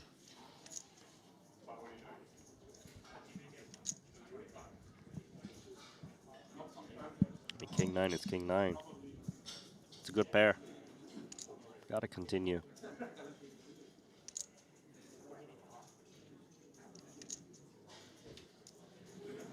$7 million is obviously hefty. Would make the pot rather large immediately and could make things complicated on the river. But needless to say, we are not going anywhere for a single bet. And it could be a potential very big river. With a jack or a 6, things get real interesting. Of course, with a 10, Gebisa would take the lead as well. But the river is the ace of spades. This is a tricky one because it's a limp pot pre-flop. And if Joshua did have ace high, just a naked one, he probably wouldn't bet 7 million on the turn. So it's actually not that credible that he hit the ace as played unless he has aces up. Even then, aces up doesn't even make that much sense. And if He was there's- trapping like an ace-queen pre. Who knows? And if there is one thing we've learned, is that Puna does not give up easily on a pair. Three-handed, heads up, does not matter. I actually think Punat would call bet if a bet does come in, even if it's a big size. So I guess we're going to find out shortly. Looks like 12 million. The bet is 12 million. It's difficult, and I feel like you're not loving it. But I definitely lean a lot more towards calling than folding. Yeah, I think what I said is very true. It's just so unlikely Joshua has the ace. If you're behind in the spot, it's probably against the queen. Especially because he was like, whoa, whoa, whoa. Yeah. Don't you dare deal the river yet. Hence the call. Well done, Punat Punsuri. Makes the correct call and wins a big one. 47 million chips heading his way. We came out of the break dead even. And immediately, Punat takes the lead. I mean, with the blinds this high, it feels like every pot is so significant. It becomes so swingy immediately. We went from basically being even to now a 42 million chip lead. And the big blind went from 2.4 to 3 million with this newest blind level increase. One thing is for sure, they have both earned a star in the Triton Poker Plus set. Oh yeah. How can they not? Heads up in the 8K main event. Triton ONE, first ever. I will never forget these two. Oh. Ooh. That's not a bad hand in heads up. Which one, the kings or the queen four suited? Queen 4 suited. No, actually both to be fair, but kings of course an absolute monster here for Gabisa. Actually pretty nice for Gabisa in the sense that Punat's limped and he's got a hand that can limp call raise. Had he opened, he probably wouldn't be looking to call 3-bet too often. In terms of sizing, we've seen a lot of 4Xs out of Joshua. Let's see if he maintains that. Looks like 11. Roughly the same. You go from 11. I don't think with Queen 4 of diamonds, you're kind of tempted here to at least take a flop. Mainly because you're in position. Being in position is very important, heads up. You get to see your opponent act first. You got a suited hand with a picture. Hand plays itself at the moment. Can be over folding in heads up. This could be an exciting one. A queen high board would be very problematic. Flop comes Jack, Jack 5. Kings, of course, still best, but 2 diamonds, Randy. That's one hell of a flop for Punat Punsuri against 2 kings. One overcard to the board and the queen high flush draw. 25 million in the middle. Small C-bet seems pretty good for Joshua. We're feeling like 8. 8 at the most. Makes it 5. He knows his hand is not vulnerable. He doesn't mind if his opponent's floating like a queen 10 offsuit, 8-9. These hands need miracles to beat 2 kings, so a smaller bet is very effective in the sense that you're getting your opponent putting money with hands that are potentially drawing dead. And in a weird way, when you're playing heads up, these paired boards are really not that bad if you're sitting on a monster, because that obviously is going to counterfeit a lot of these random 2 pairs of your opponent. Right. And is not that worried about them having trips. It's never impossible, but you don't hate to see it if you're Joshua here. I think another bet with the 2 kings is quite nice on the 10. You do have a lot of hands that contain straight draws, but he's going to check. He must expect a lot of floats for him to check here. I suppose that's probably true, given he bet 20% on the flop. Punat with a real decision now. How do we want to play? The queen 4 of diamonds on Jack, Jack 10-5 with 2 diamonds. If you bet the flush draw here, you need to bet big enough to fold an ace high. Otherwise, there's not much merit to betting. And Punat will check it back. So we're off to see a very exciting river. The river is not a jack. King's full for Joshua. If he was worried about trips. We're now going to be worried about quads, Randy, and I'm not sure if we're ever worried about quads. You're not. That's why the jack is a very safe card for 2 kings. He might feel a flush draw would just stab on the turn a lot if it's the low end. So maybe he just targets the 5x or some random 10x that got there and just go really big. I'm really curious what he bets here. Maybe like 30 million. I'm going to toss in a time bank extension chip as we figure out how much do we want to bet here. It seems more likely to target the 5 than the 10 as played, but regardless, a 30 million bet seems pretty sweet. It's a bit unlikely that Punat floated with a 10, hits the 10 on the turn, and decides to check back. That is a line that would be very confusing. Exactly. Yeah, he's grabbing a lot. 51. Oh! 51. The overbet. Very greedy, but his opponent has queen high. Yeah, I'm not even sure if we would have gotten called on 10. I don't know. I don't know if a 5 would call for this price. It's hard to say.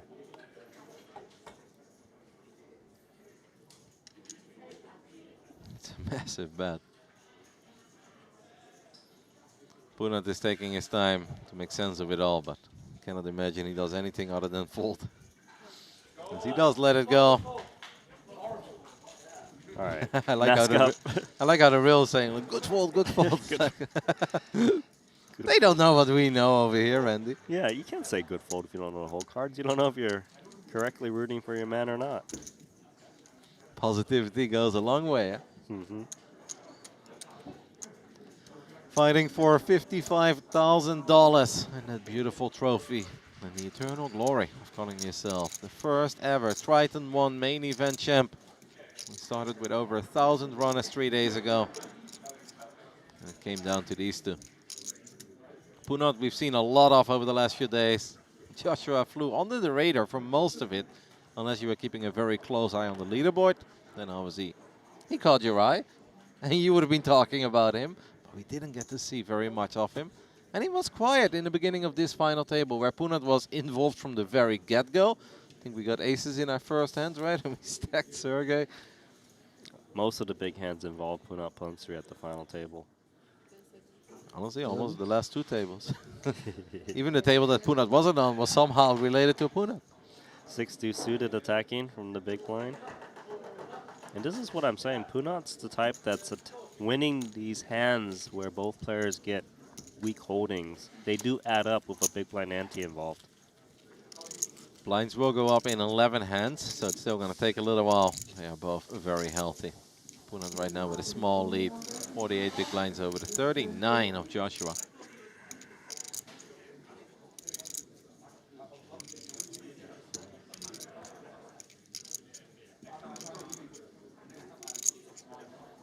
You have any cool stories about playing heads up in your days, Randy? I do have a lot of stories. But you don't know if they're cool. They're not stories of me winning too often, but they do have a lot. Hold on. Hold on. I saw them make a set earlier, by the way. Oh, you saw that? Yeah, of course I saw that. I shouted you out. Unbelievable. They're on fire right now. Two very decent hands, of course, here in heads up. 9-7 of hearts. We're going to make the call. And Joshua will toss in the 5 million chip. We'll get some change. We're off to see a flop. But I thought we came to the conclusion that 4 should never see a flop. He was forced to. No, he wasn't. Oh, he could have jammed. He had options. Raised. We don't have to jam 112 million. We left that part of the final table in the past, all right? Everyone was in shock here in this building, seeing how quickly people got eliminated. Myself included. You know, the 4 is the best hand. It's a limp pot. Your opponent has a lot of random hands, so gotta call. Queen Jack deuce rainbow. There is a single heart on the board. We're not looking to improve with a heart, a 9 or a 7. Not a big card. I mean, there is a chance if you're Joshua here that you still generally believe that the 4s are good. As you said, the limp pot, there is so much 9-8, 7-6 in there. I could see it. I mean, it's a light call if he is faced with another barrel. Good thing he doesn't have to worry about that. Now we're going to be feeling real good about them 4s. Okay, maybe a little less. As the river is a 10. Excuse me, a king. With any 10 we make Broadway. Joshua knows the kind of hands that he could still realistically beat here. And Punat is holding one of them. Yeah, there is a lot of random hands that just whiff that fours beats. As Alex said a couple of times, in heads up, of course, the ranges are so wide. Wow, we make a bid bet. 15 million with the fours. What do you make of that bet? He's trying to fold out one pair hands that isn't a straight. It's interesting. Basically, he's targeting Queen X or random King X, I suppose. But it's unlikely a queen would have checked back on the turn, no? Maybe like a very weak check, like an ugly check. I can see it. I don't think he's folding on a jack because I don't think a jack bets that flop too much. You always told me that it's hard to make a pair. It's also hard to get dealt pocket fours pre-flop. A pair pre-flop. So he made a pair pre-flop. I know, that's even harder. It will take a minute before the action continues. As you guys can see in the top left side of our screen, 9 hands remain. 7 days of Triton ONE action has been coming your way from Jeju, South Korea. Got it Seoul a couple of times over the week, but it's a beautiful island over here, Andy. You figured it out. I woke up enough days in a row to realize that I'm not in Seoul. Is this day 7? Yes. Day 7. Raise 6 million. I mean, depends how you're counting. With my fingers. With your fingers. Did you get there? I mean, if we started on the 2nd and we're ending on the 8th, that's 7 days. 2, 18. 3, 4, 5, 6, 7. Yeah. 7 days. 12 events across 7 days. Hold on. Queen Deuce offsuit 3-betting. Out of line much? Joshua's got a real hand. A7 of clubs. Probably just call here. A little bit too deep to 4-bet rip, even though A7 suited could be the best hand. You got position, can navigate accordingly. Immediately 40 million chips in the middle. It's rough to see a potentially very important flop. Flop comes queen in the window with a... Oh my goodness, what is this hand, Randy? 3-bet pot, Punat flops top pair. Joshua flops trip sevens. I saw the queen of clubs. I was like, that could get exciting. Hold that thought. It's all about them sevens. I've dropped my jaw. I need to pick it up off the floor because this is a huge cooler. 3-bet pot. Queen Deuce is looking very 13. good. 13. Clearly better with the Ace-7. 13 million chip C-bet. Punat Punsri will continue his story. As he bets a 13 million with top pair here. It's hard not to be loving that flop. If we're getting a little out of line with Queen Deuce offsuit, we flop top pair on Queen 7-7. And yes, the ranges do widen a lot in heads up, but this was a pretty big raise pre-flop, so you're not necessarily putting your opponent on a 7. Definitely not. Ranges have shrunk a bit given it's a 3-bet pot. Joshua just makes the call. The turn is a bit of a brick. The 3 of spades changes nothing. 65 million chips in the pot. Punat is in trouble. This has to be a slowdown, especially with his kicker. He can't rate to get called by worse for multiple streets. If he bet small on the flop, he probably expected some floats that might stab when checked to. He follows your advice, and he does slow down. Action is now on the man in position, Joshua Gabisa. I think there's a little bit of merit to actually slow playing the trip 7s. But then again, you could look to build the pot. If you do, I like betting small to allow the ace highs to continue. You'll get value from the queen anyways. But widen that range that can check call against you. This is really good. He does go somewhat small, betting 18 million into 65. It is the ultimate rainbow board. So Joshua has nothing to worry about in that regard. We have Punat Punsri here. We still got top pair, we've got no kicker. We do gotta start worrying a little bit about that 7. And maybe even a better queen, but as played, what can you do against 18 million? Nothing. You gotta check call. Look at this pot size. 101 million chips in the middle. That is more than both players have behind. Needless to say, this could be a pot that defines the tournament. As the river is the 6 of diamonds. That does not help Punat, obviously. Only a queen would have really helped him. He's got 86 million. Joshua's got 75. And with that 18 million bet, we have perfectly led ourselves to this river, where we could absolutely go for all of it. We could easily ask for all of it. He probably will ask for all of it, to be honest. He won't just ask, Randy. He's going to take it. Unless Punat can get away. And I don't want to throw out the cliche. If anyone could do it, as he does announce all in. This could be it. Oh, wow. I don't think I can fold this combo. Don't love it. Punat Punsri 3-bet pre-flop with the queen deuce offsuit. I have Flop one top very pair. good card and one card that he can't have if he's bluffing. So.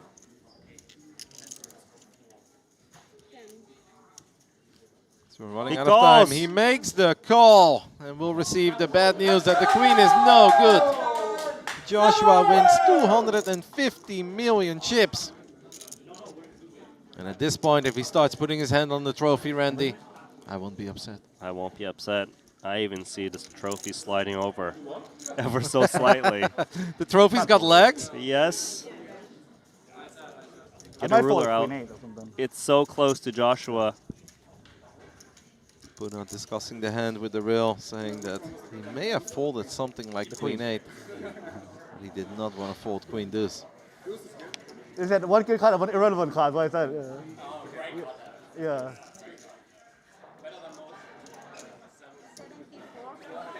That's tough, right? It is so tough. If you're 3-betting queen deuce 74 offsuit, million. you flop top pair. Like, what do you do? What do you do on a queen 7-7? But then again, did he put himself in that situation by 3-betting that hand in the first place? But keep in mind, when it was 3-handed, he 3-bet king 5 offsuit, and he made a hero call, and he was right. And that means that almost all the chips belong to Joshua Gabisa right now from Germany. And he's got more chips than anyone has ever had in the first ever edition of the Triton ONE main event. It's not over yet. And we've seen some wild things, not just this week when it comes to Triton ONE. This one could very well top it, Randy. I'm not going to lie, man. It feels like it's close to over. It's 11 million versus I think we might still win. I don't 250. know why. I believe that Punat is out of time bank extension chips as well, correct? Correct. That's why he felt like he needed to call. If he had time banks, he certainly would have deposited it. Oh my God, just 4 big blinds, 4%. Down to 10 million. Knowing that Joshua is now at 250 million. Something about a chip and a chair, Randy? We've got a whole bunch of chips, to be fair. They're just not very valuable. I prefer the chips or the chair with a lot of chips. That one. Look at it. I believe, I trust you. You're professional. Joshua has been very kind throughout this entire main event. Really like his approach to this final table, where I felt that 6 or 7 of our players were getting very out of line, wild, crazy, big shoves early on. This man really took his time. And he wasn't on top of the leaderboard anymore, but it never seemed like he was panicking. He just waited for his moments, kept playing his hands.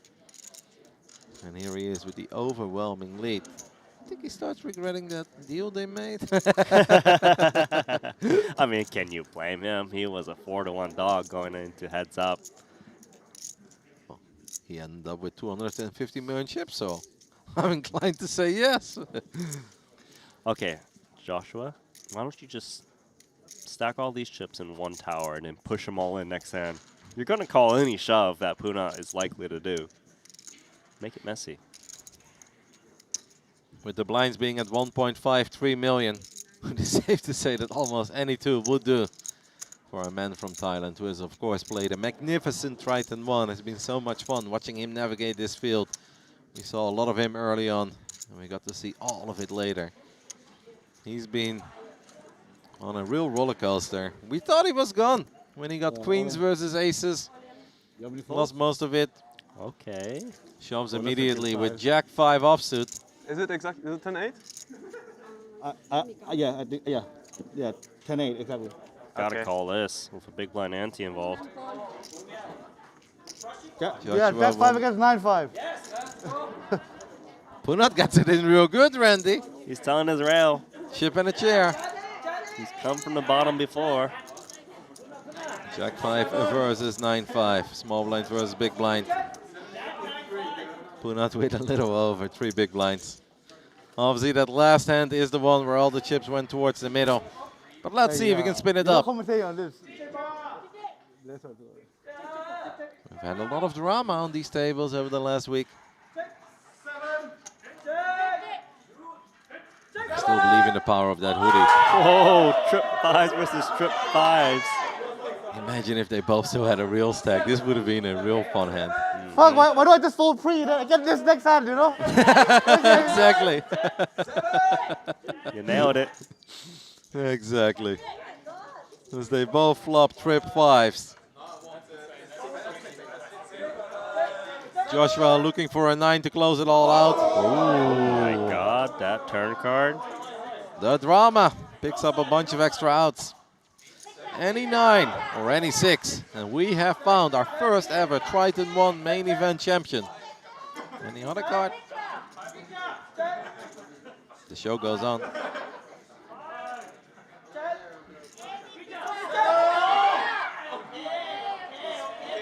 And with the 4, Punat stays alive. That 8 was a great card, by the way. Because if that 8 is like an ace or a king, there are so many other cards that they would chop with. True. It was scary because, yes, there were some extra outs on the board, but it also kind of made it more likely that we would actually win it rather than chop.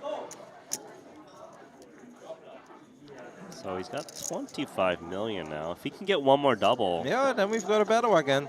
I agree. That's what we started with. Oh, this rail is excited. They've been there for hours. Yeah. Cheering on.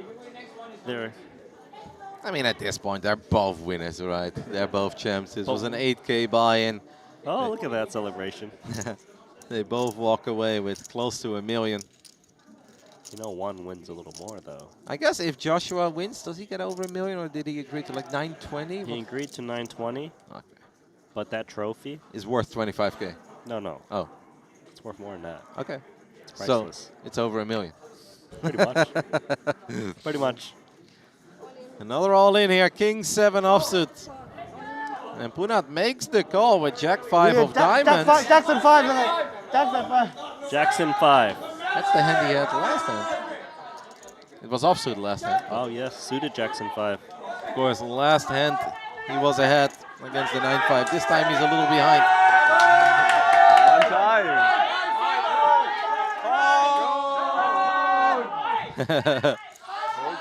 Lots of support here for Joshua, as he is so close to being able to lift that trophy that comes with winning the Triton ONE main event. Flop comes Queen 9-3, King 7 still best. It's close. It's very close for Joshua. 46 million in the middle. No Jack, no 5. And we have found our champion. The turn is a 6 of clubs, no additional outs, nothing. It is a Jack or a 5, or it is all over, Randy. One more card. Can Joshua close it out? Punat in very good spirits. I'm sure he's already very happy with how it all went. Here comes our river. And it's a Jack! Oh my goodness! Punat Punsri is back. 46 million. What a river card. Scripted. This heads up is not over yet. And he's got a bit of a stack now, Randy. Yes, he does. We can play some poker again. Joshua's like, seriously? Yeah, this is not funny, guys. This man had, what, 2 big blinds or so? A little over 3. Okay, a little over 3. One more. Yeah. These are one of these moments where your heart definitely starts beating a little quicker, where you're like, oh, come on. This is not actually happening, right? I'm not going to be part of this story. No. Because you know that everyone is writing an article about that one. Blinds will go up in 7 hands from now. At the moment, we're still playing 1.53. Of course, with the 3 million ante as well. 215 million against 46. And the rail is calm now because they realize there's some poker to be had. What's he got? 46 million? Mm-hmm. 15 big blinds. You got moves. You got options. Yep. You don't have to go Vinny 2 anymore. And you've got some real fold equity as well. True. Something you don't have when you're down to 10 million. Or even 15. The jack on the river.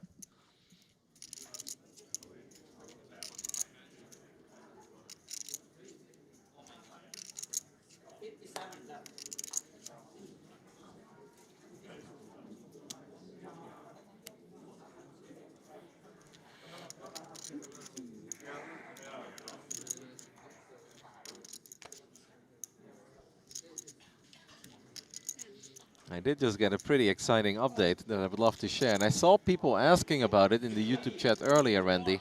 They were wondering, will there be any coverage of the 15K high roller that is still part of Triton 1? That is not part yet of Triton 2, the high roller series, but the absolute last event that is running simultaneously to this final table.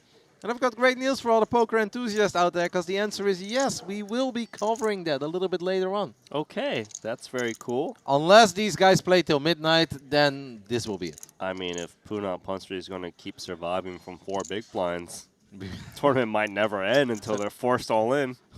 Unless the 15K high roller finishes before this one, guys, we are supposed to cover that one as well. Oh, that makes me happy. Can you imagine the big blind's 100 million? Just all in every hand. They just keep chopping it up. Yes, I can actually. All right, 7-3 offsuit, little stab. On ace, queen, 8. You can leave 3 in there. Punat keeps on chipping up. We're over 50. There is something about that blue hoodie, Randy. Oh, yeah, you've been talking about this blue hoodie. The Steven song. The Steven song. Now he just needs to get kings. But it'll be spooky if he gets kings next hand. If I ever play a tournament in this casino, I will only ever do it in that hoodie, and that's a promise. And if it's a 6-day tournament, I'm wearing it for 6 days straight. Oh, it's so lively, the rail here. There's no space.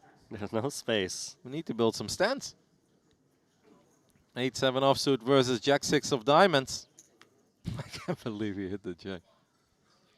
Just when you think the main event is over. We're back. So you had Jack-5 of diamonds, right? Mm-hmm. Jack-6 now, a little upgrade. Yeah, but we had no chips with the Jack-5. Oh. We've got some chips now.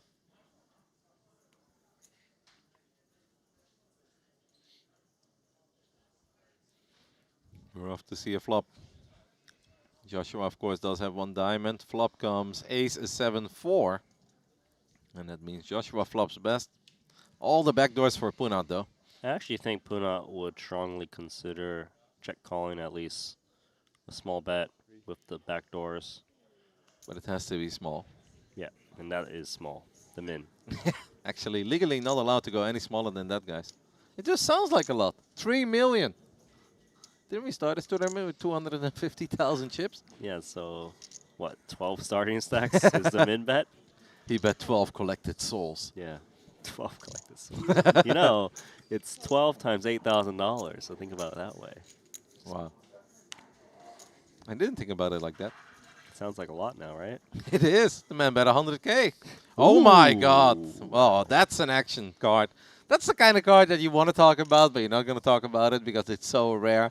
But it's the 5 of diamonds, the dream card for Punat, other than perhaps a jack. I could see the 8-7 actually betting once again. And I can see Jack-6 of diamonds coming over the top. I could see it. If I face a big bet here with Jack-6 of diamonds, we're sending it, Randy. We're on a Actually- bit of a heater at this point anyway. I do think it would be a very reasonable play too. That is a decent bet. Are we gonna see it? 10.5. Are we gonna see it? Oh. I mean, we have 43 million behind. There is 25 million in the middle. But calling here and whiffing would be absolutely awful. We don't have a lot of time. That is something that's very important to keep in mind. This is an exciting hand. I wouldn't hate the all-in here. I think he has fold equity too against, especially against better hands. You can fold out better high cards. And things. Yeah, this is nice. Punat Punsri announces all in for 43.2 million. And your pair of sevens looks very tiny now. But of course, Joshua also picked up a gut shot. What's confusing for me, if I'm Joshua, is would a 7 check jam with an ace out there? Because if you don't think a 7 would jam, then what are we left with? Combo draws.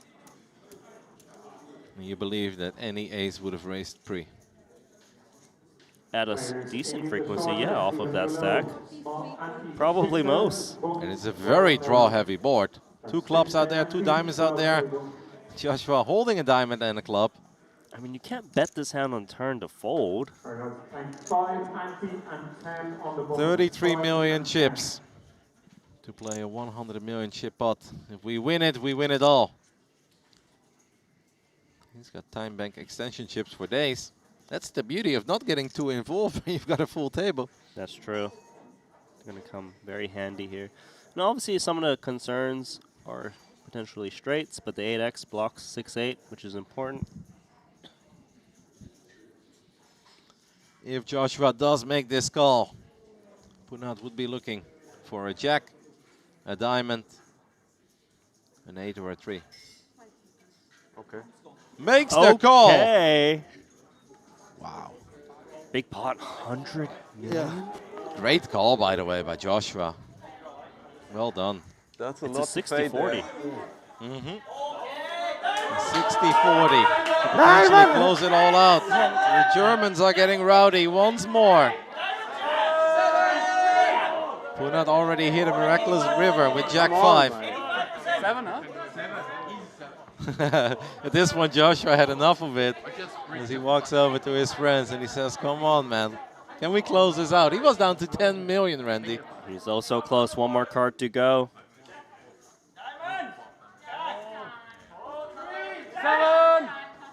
The river is the queen of clubs, and that's no good for Punat. And that means we have found our first ever Triton ONE main event champion. The name is Joshua Kabissa. Played amazing, took his time.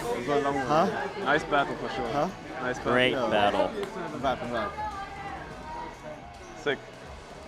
Thanks, man. So nice playing with you. Both players showing a lot of respect to one another, saying it was a great battle. He can't believe it. I never had the percent.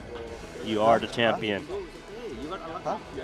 What a run it has been for Joshua. Yeah, I might for queen. He's going to take a moment to let it sink all in. Thank you. Thank you. He's on the bluffing. I don't want to make, you know what I mean? To be honest, you're very unlucky. All your polar bluffing are making hands to lose. And like 990 have mandatory triple. He's like he limp code free. That would be nice. The immediate analysis of this heads-up battle, Randy. Exactly? One he's definitely going to look back on. Think about, did he make the right play? I believe Joshua is a little bit confused. He's like, so what do? I just won a Triton ONE tournament and not any of the 12. No, he won the main event, the 8K buy-in, over 1,000 runners. They did make a deal, so this graphic looks a little bit silly, obviously, but he walks away with a $975,000. But more importantly, the eternal glory of being the Triton ONE champion. He's able to take that trophy home. He's like, what is happening? I know what will be happening, Randy. Do you know what's happening? What is happening? He's going to get an interview with the one and only. Oh, yeah? Yeah. Yeah, but let's break down the heads-up a little bit, you know? Sure, go ahead. It was a very long heads-up match. Puna obviously came in with a big chip lead, hence why you saw he got more of the prize money. But, you know, I like the way Joshua approached it. He saw his opponent kind of inflate pots with weaker hands. He took advantage, especially on that queen deuce versus a7. But not just that hand. Other hands where he kind of trapped his opponent. Punat made a big play. I just thought he played very well, and especially just getting himself to heads up, just kind of navigating the waters, realizing everyone's being a little bit more reckless, and here he is, the champion. The queen deuce against the a7 of clubs is definitely the defining hand of this heads up. Even though we had some real fun drama afterwards, we got a nice little river, the sweat continues, and even that final hand, Randy, like a lot of if, buts, and maybes, lots of good cards there, but the queen of clubs was not one of them. Once more, congratulations to Joshua. What a run, what a performance. We were talking about him for a little while. We even dubbed him the mystery German because for some reason, despite the fact that he was among the 5 biggest stacks for what felt like 10 levels straight, we never got to see him at one of the future tables, but we kept on talking about him, and I'm glad we did. Yeah, and it's cool to finally get him at the feature table, and we expected him, of course, to be a very strong player, given how he's been playing, to have a big stack, and he certainly delivered, especially in that heads-up match. Do you think you ever found out what Michael Zheng saw? That one hand in the outer table. What did he fold? So maybe he doesn't need to know anymore because he is the champion. I don't think he even cares. I don't completely forgot about the hand. About it. What a heads-up battle it was. Lots of fun. And what a main event it was. 3 days, Randy. We had a couple of very long days. Today, obviously, not that long yet. And that is why we've got more poker tonight. We are going to provide some coverage of the 15K high roller as well. I haven't looked at it in a little while, so I actually don't really know who's crushing. Ooh, you're going to love that. It is Steven Chidwick, who's our current chip leader, with, I believe, only 12 players remaining. Only 12 players remaining. That means that the stream continues. How great is that? And Michael Watson in third. Ebony Kenny again, staying alive for a very, very long time. Season 11, though, but very impressive. All right, that's going to be fun. A little more poker. You thought you were done with us. No, not done, but interview, is it? That is correct. Joshua, you guys probably heard him talking to one of the crew members. So what's happening now? What is happening is that you will get interviewed by the one and only Ali. Take it away. Well, the man beside me brought a rail almost as impressive as the result that he just notched. Joshua Gabisa, our first ever Triton ONE main event champion, biggest score of your career, $975,000 officially. Congratulations, first and foremost, Joshua, on this performance. A very impressive one, as I mentioned, but one where you weren't really on people's radar with 16 players left, a chip leader who hadn't paid a visit to the feature table and sort of slithered your way down into the top 3 and subsequently heads up with not a whole lot of a drama. My question for you first and foremost is, was that the plan to kind of just slide in, or was that the way the deck shook out? I mean, the plan usually is to see how the table plays, how aggressive people are, if they're more passive, and then adjust accordingly. In that case, people were pretty aggressive from the start on, so I was a bit more leaned back, just wait what happens, be patient, wait for my spots, and then, yeah, people just busted each other, and I didn't really have to do much. I confess, you had a measure of poise and composure that was much more consistent with where I usually find myself on the Triton Super High Roller Series with people that have a tremendous amount of experience. I know you've been playing for about 6 years. Was there a point at which the nerves and the gravity of this moment began to creep in for you? 40K was your biggest score up until this point. Actually, the second all-in, the King 7, when I was standing there with my friends, and it looked like we were good, like till the turn at least. Then actually some nerves came out, and I felt like, oh my god, like what's going to happen when the river breaks out now? Then it didn't have to recover quickly, because obviously I had to continue. But besides that, when you're in game, you're really just so focused on, I mean, for me especially, I'm not playing much live, so I have to count out stacks all the time and, you know, really concentrate to get the numbers right and everything, so that kind of helps with the nerves. I'm sure what didn't help is having to face a monster like Punat Punsri across the felt. Talk to me about your impressions when you realized this is the man that you were going to have to defeat, because he had a massive chip lead for most of the way. Well, it's quite funny. Like yesterday, we already played a bit at the table, and I didn't know him personally before. It's my first ever visit to Jeju, and so usually I just see him on stream on the big final tables, etc. So I realized he's actually a very nice guy. Was really nice to play with. Like talking to him was really nice. So I was kind of happy to play with him. Like kind of a legend of the game, right? Playing heads up versus him for a big trophy. Like can't get much better than this, I think.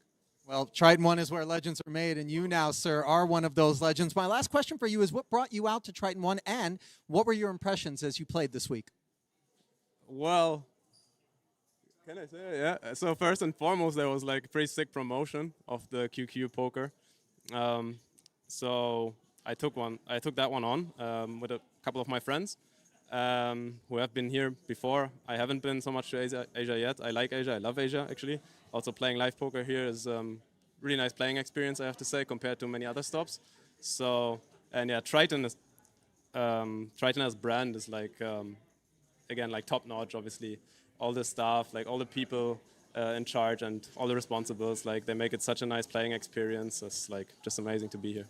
Well, you, my friend, are also top notch. It is Joshua Gebisa, your Triton ONE main event champion. Let's bring out Luca Vivaldi, who's got that XL size trophy and a check as well. Let's hear it for him. Your first ever Triton ONE main event champion, Joshua Gebisa.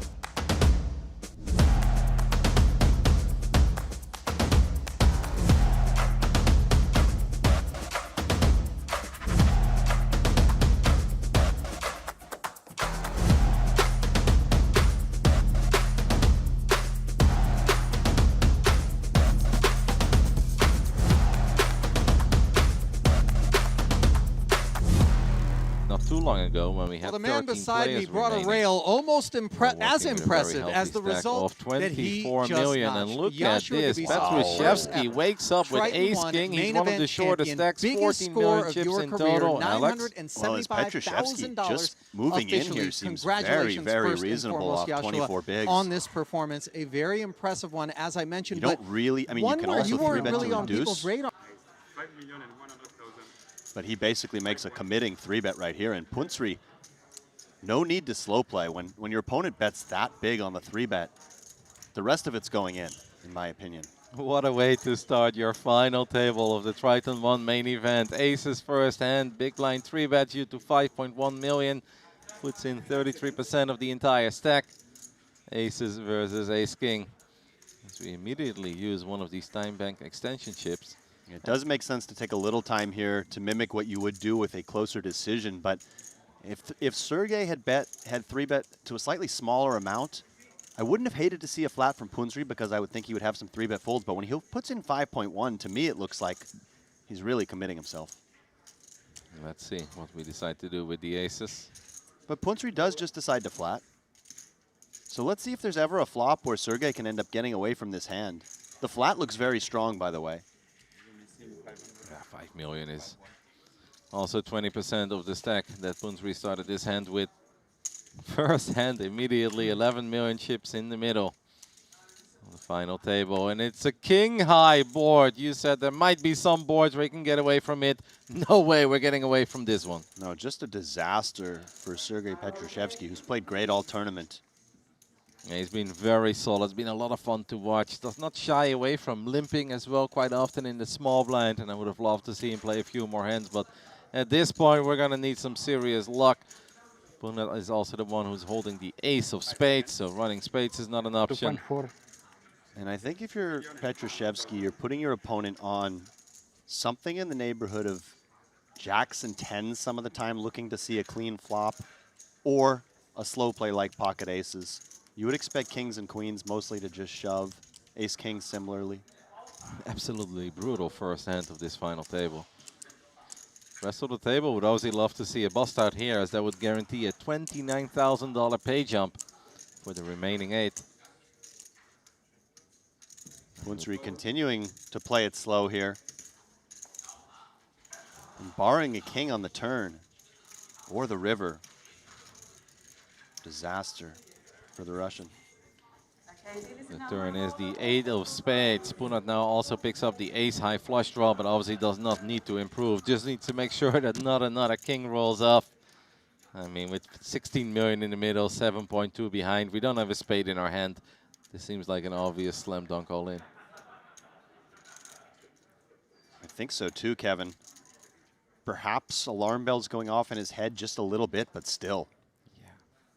You're always worried, especially at the final table of the main, but what do you do here with 7.2 behind, 16 in the middle, top pair, top kicker? I don't see what we do. Perhaps Petrushevsky can find a way to limit the damage, but it seems impossible.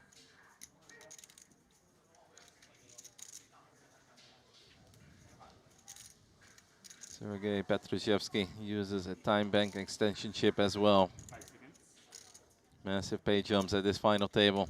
I think if Petrushevsky had 3-bet something a little smaller, Punsri's flat would not look as alarming. But really, how many hands want a flat versus that 5.1? The only thing Petrushevsky could be thinking is that it does look a lot like a slow played aces. But again, 7.2 behind, 15.9 in the middle. You'd have to be so sure on that read. And we do see the all-in, and I don't blame him.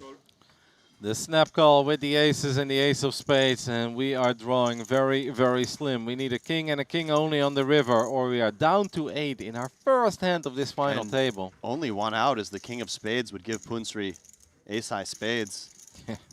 Okay, we're drawing even slimmer. King of diamonds only to save Sergei, and he is taking his microphone off. If there was ever a moment to take the microphone off, it's probably when you're drawing to 1 out. Yeah, that's kind of the TV table equivalent of using your one-time good game.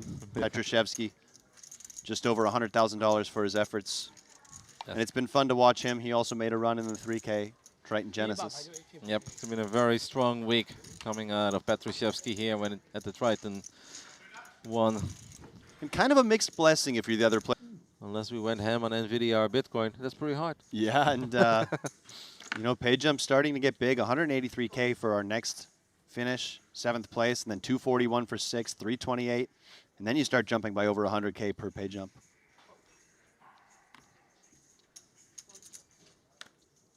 Shinge, ace-king off in the cutoff. Got away from his ace-queen of hearts where he did not connect at all. And really got rewarded for what you already said. It's worth not always 3-betting these hands. Just take a flop, keep the pot small. And it looks like we have our first mystery hand. I love here, it. Kevin. I've missed it. We've been requesting it, Alex. The mystery hand for And Kishimoto. A bit rare to have a mystery hand off of such a short stack, but I imagine something interesting is going to happen on the flop here. Of course. Flop comes Queen Jack 5.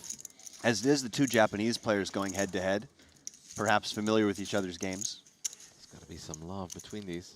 Insta big bet. Daiki plays real quick, by the way. Bets 2.1 million. Now, since this is the mystery hand, we are not expecting Kishimoto to go anywhere. He just called from the big blind. Could have a lot of holdings at this point. 10-9, any jack, any queen. Perhaps even a 5. An ace-5 is a possibility. 5-6. Lots of things possible now. Let's see if Kishimoto comes with some type of check raise. And he just moves in. All right. What are we putting him on? I'm going to say 10-8 of diamonds. Yeah, that's a good guess. Like, it could just be a 10-9 with 1 diamond. It could be a 10-8 of diamonds. Yeah, I'm going to go with the combo draw here. I like it. How about ace-5 of diamonds? Certainly possible as well.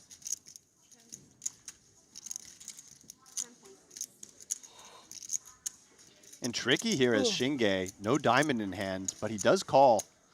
Makes the call. Let's see. Is it a queen? Is it a jack? Is it a straight draw? It is king 9 with the king of diamonds. So we've got a gut shot. Kishimoto in all sorts of trouble. Kishimoto making a move here and drawing just to a 9, Kevin. Wow. The gut shot no good, of course. Because ace king would make Broadway. How about some running diamonds?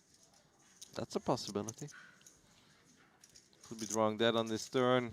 That queen does not change anything, so it's Not a 9. dead, but drawing slim.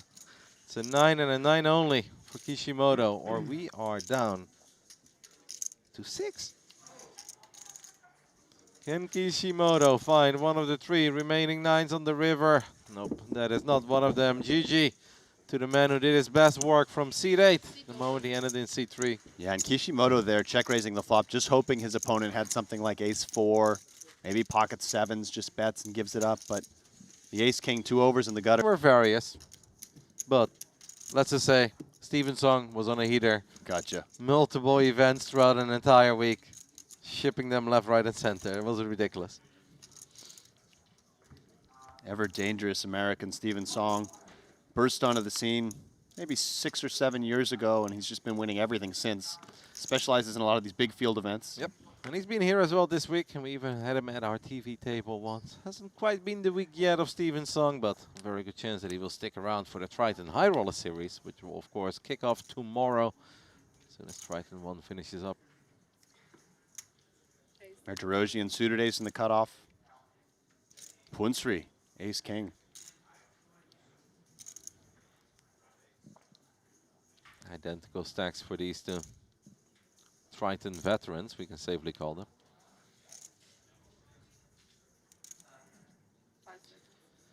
Punat Bunzri looks down and grabs the raising chips. Makes it 5.2 million with ace-king, ace-4 offsuit will get out of the way. Pocket 8's got mucked immediately there as well. Quick fold from the 8s. Definitely a hand that doesn't do well in the face of raise and 3-bet. Doesn't interact with any of the strongest hands. But the man is holding a Chinese passport. Are we even allowed to fold 8s like that?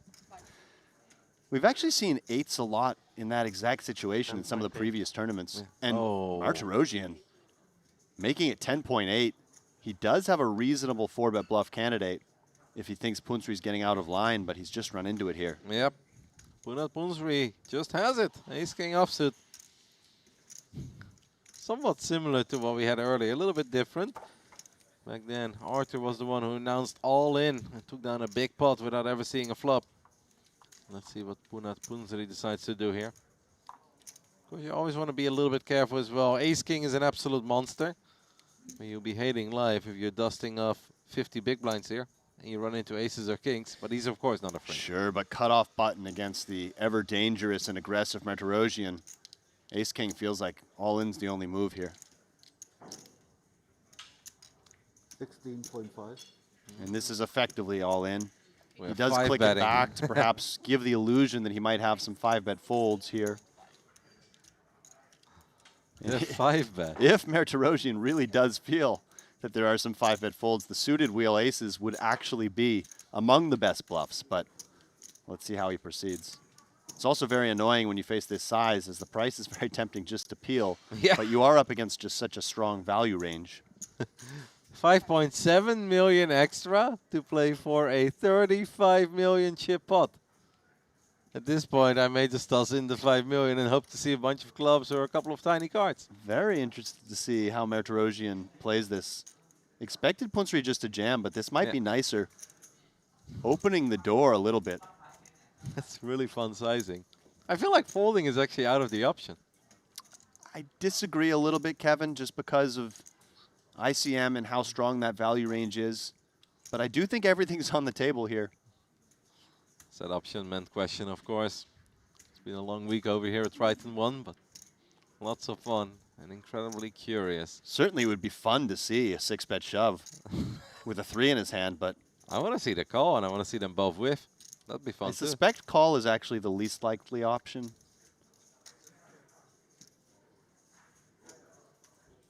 You could be right. It's just so little extra to play for so much. Play for heaps. Does Arthur make a big shove, a big laydown, or does he call? And just burning through these time bank chips. He was talking about how many he had a little while ago. He had more than anyone. They're dwindling. This is probably a pretty good moment to use them, to be fair. We are being 5-bet by Punat Punsri. Arthur opens, Punat 3-bets. Arthur clicks it back, makes it 10.8 million. Punat comes over the top, makes it 16.5. And this is where we are happy that we did save all those time bank extension chips. What a spot.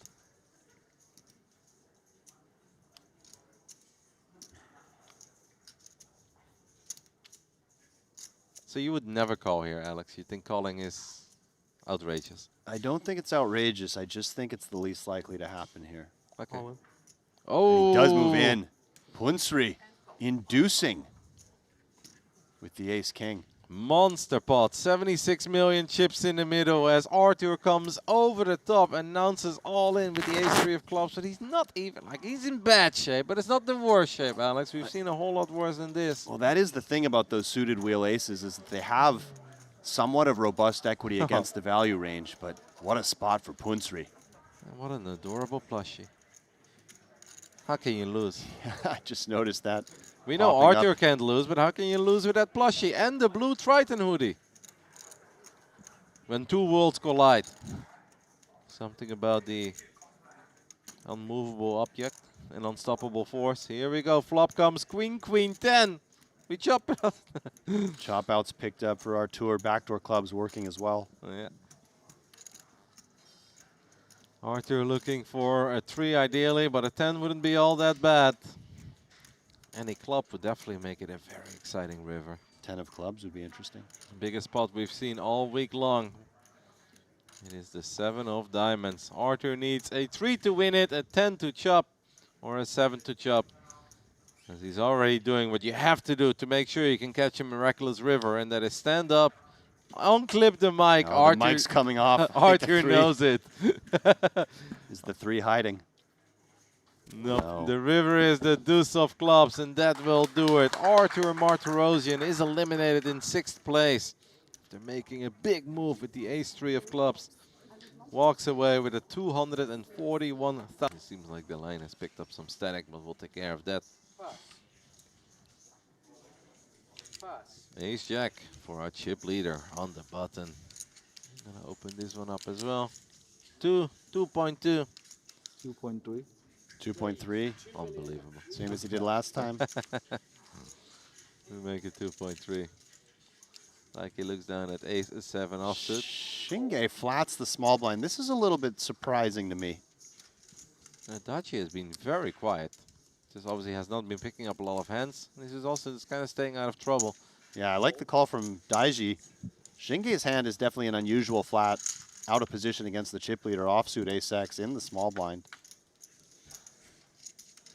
Ace-7, King-Jack, and Ace-Jack heading to a flop, and that is a problematic flop for our man Daji, who's been a little quiet, has stayed out of trouble, defends the big blind, picks up top pair, king kicker. You got to be feeling like you're pretty good here.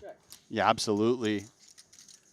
Still would expect if Punsri comes with a c-bet, which of course we expect, that Daji probably just continues in the form of a call. 3-way pot, ICM considerations. Can get real expensive though if a blank rolls off on the turn. But what do you do?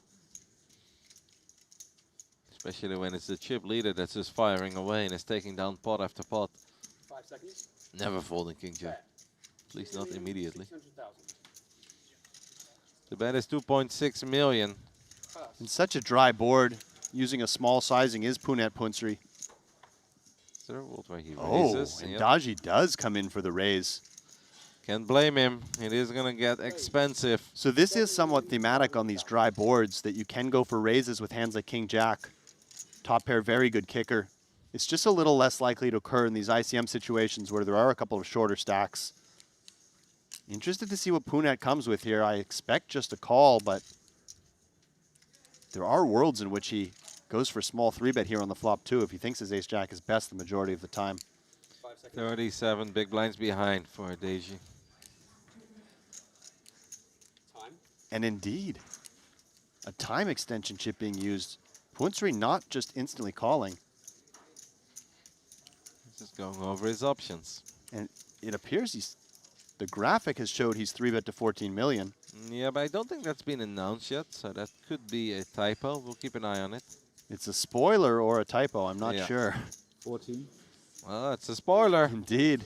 We 3-bet to 14 million, and now King Jack is starting to feel really uncomfortable. Yeah, this is nice from Punat Punsri, who seems to be putting his opponent on something like this, because if you thought your opponent had a lot of bluffs, you may just want to keep him in with ace-jack. But if you think he's stronger on the value side... Oh, no. He moved all in and snap and call. snap call. Disaster for Daji. Tournament live on the line. For the man who's been a little quiet lately, he flops top pair, king kicker. Stayed out of trouble for a little while. But we are playing for 97 million chips here, Alex. And Punsri's induction abilities as he grabs Like to hold for pay-down. his lucky charm. The turn is a 9. That doesn't change anything. King and a king only, or Daji is out in 5th. Can we find a miracle king on the river? Or will Punat Punsri just run away with everything? That's Wow. another 9, and that means ace-jack stays best. And we are down to 4. Daji eliminated in 5th place, walks away with 320. A couple days ago, it was nuts. Miraculous river after miraculous river. It was fun, but also very brutal. As Ruogo here, king, queen of spades on the button. Knows that he is the shortest of the bunch. Joshua Gabisha did, of course, just lose a couple chips, but still has Rogo outchipped by a little. And Punat Punsri looks down at a very beautiful Jack 10 suited.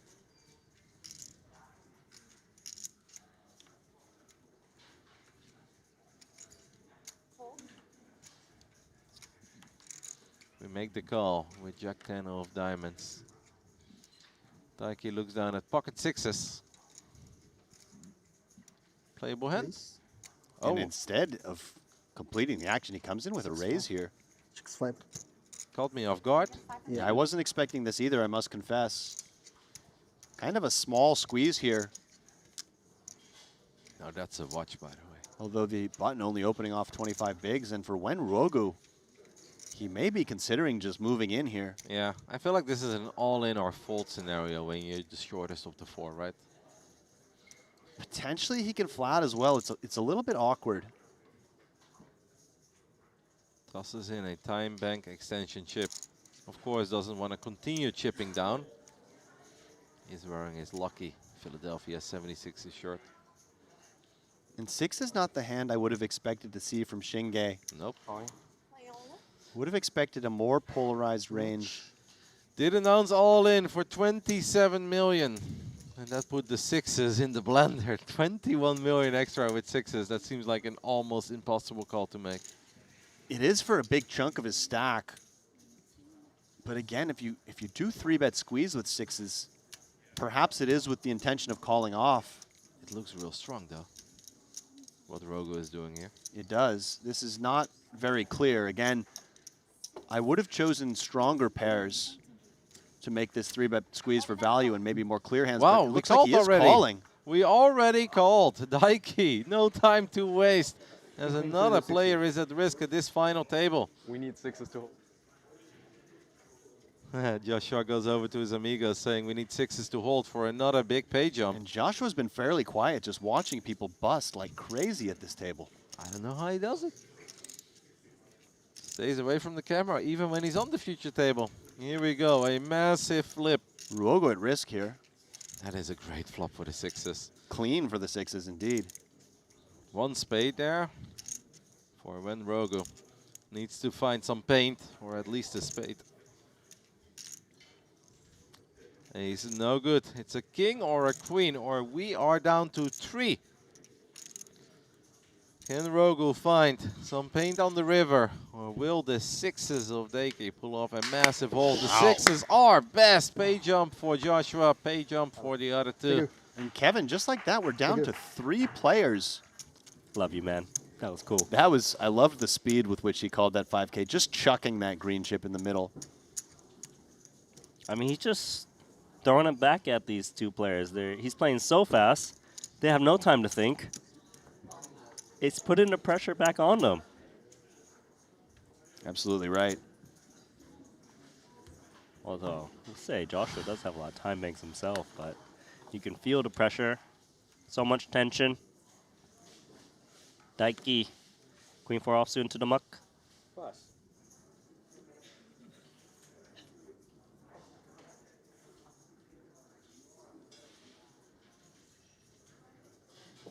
Call. Here comes the limp. Same hand, same hand. You think someone's going to make a flush once again? A little less likely here, but second time we've seen the same hand battle in the blinds. Check. All right. I like the check here from Punsri. I hope it's not monotone flop. Let's see. Hood comes on for Gabisa. Okay, top pair, top pair. Could be some fireworks, but it will be a chop. Yeah, both players obviously very happy about top pair. Strong kicker. Strong-ish kicker. Who's going to do the betting first? Are we trapping? Are we betting? Looks like we're value betting. Bet. 1,200,000. Min bet. Wonder if King 9 is ever strong enough to raise right now in Punsri's seat. Say it's a bit non-standard to do so. I think it's strong enough given the action, but I think that perhaps you also just call and keep in some very weak hands and let them continue betting. Yeah, obviously if you raise this flop, which he will. He does. He likes your idea. There is a chance. Some crazy pot. Could be 50 million all of a sudden. We did see that earlier. King Jack, Ace Jack, Jack high texture. Obviously a little bit different here. And as Gabisa, maybe you just call here, try to keep some gut shots in and that sort of thing. I think so. I feel like there's not too many better kings given the check through pre. And instead he clicks I think it. he's Call. okay, he just Oh, he called. I could have sworn he said 5-7. Whenever someone grabs the original chips, you always think they're going to put in the raise. Yeah, I must be hearing things. 7 on the turn.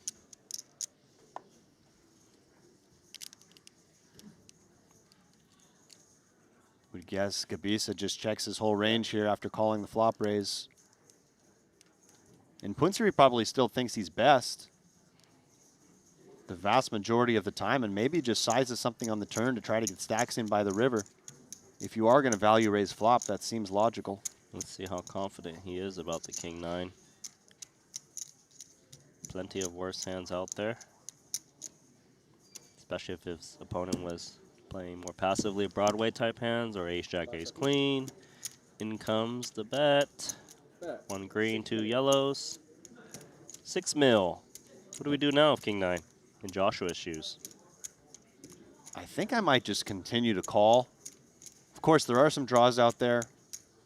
You could get a little bit of protection against those draws by jamming, but folding out a lot of those lower equity hands. Both options on the table. 5 seconds. Note the sizing by Punsri, betting about 60%, Time. which will also set up roughly a 60% shove on the end. A little bit more.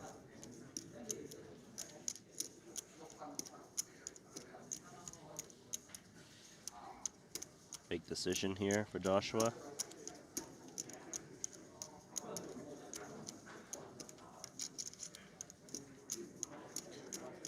Seconds. Call. Goes with call. Feels the most natural to me. Got about 3/4 pot remaining effective. River card's a queen. I wonder Is this just always all in for Punsri? A little bit of hands got there. Yeah, it's kind of interesting now. I could see some ace-jack or jack-9 getting there in Joshua's shoes. Particularly, especially a couple with the yeah. club. Jack-9 turning a double gutter. And now does a hand like King-5 just fold the river sometimes if you shove? Usually when you take this line, raising flop betting turn, you are anticipating shoving the river, but the queen not completely innocuous. I could get back behind a check back. Feels very close. He does move in. Oh, man. Is there a chance he gets the same hand to fold? I'm just thinking that because as Gebisa, if Punsri was bluffing the flop, Jack-9 does strike me as the type of candidate that might have played this way. Yes.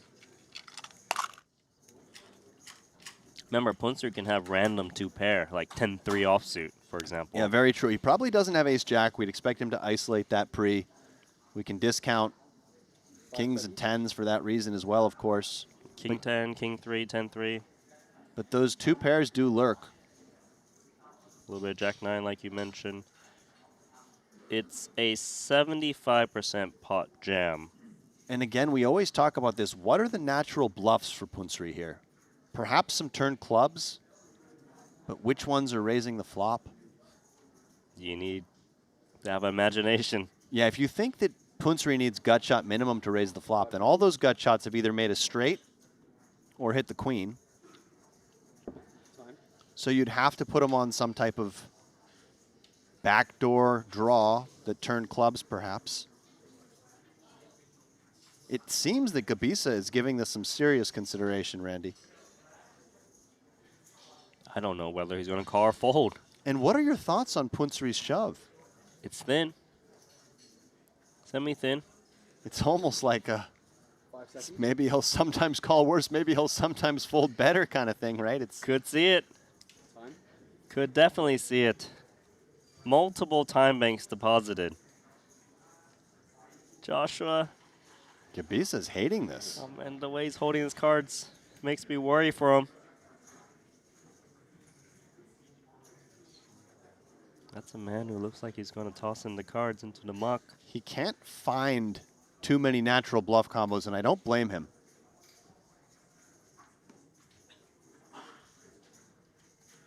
That's like 4 time banks used on the river so far.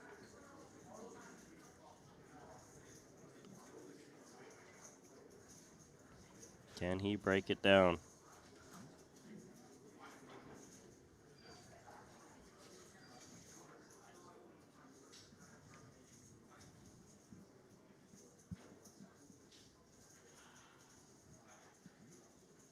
Seconds. And he does make the call. It's going to be a chop pot. He shakes his head.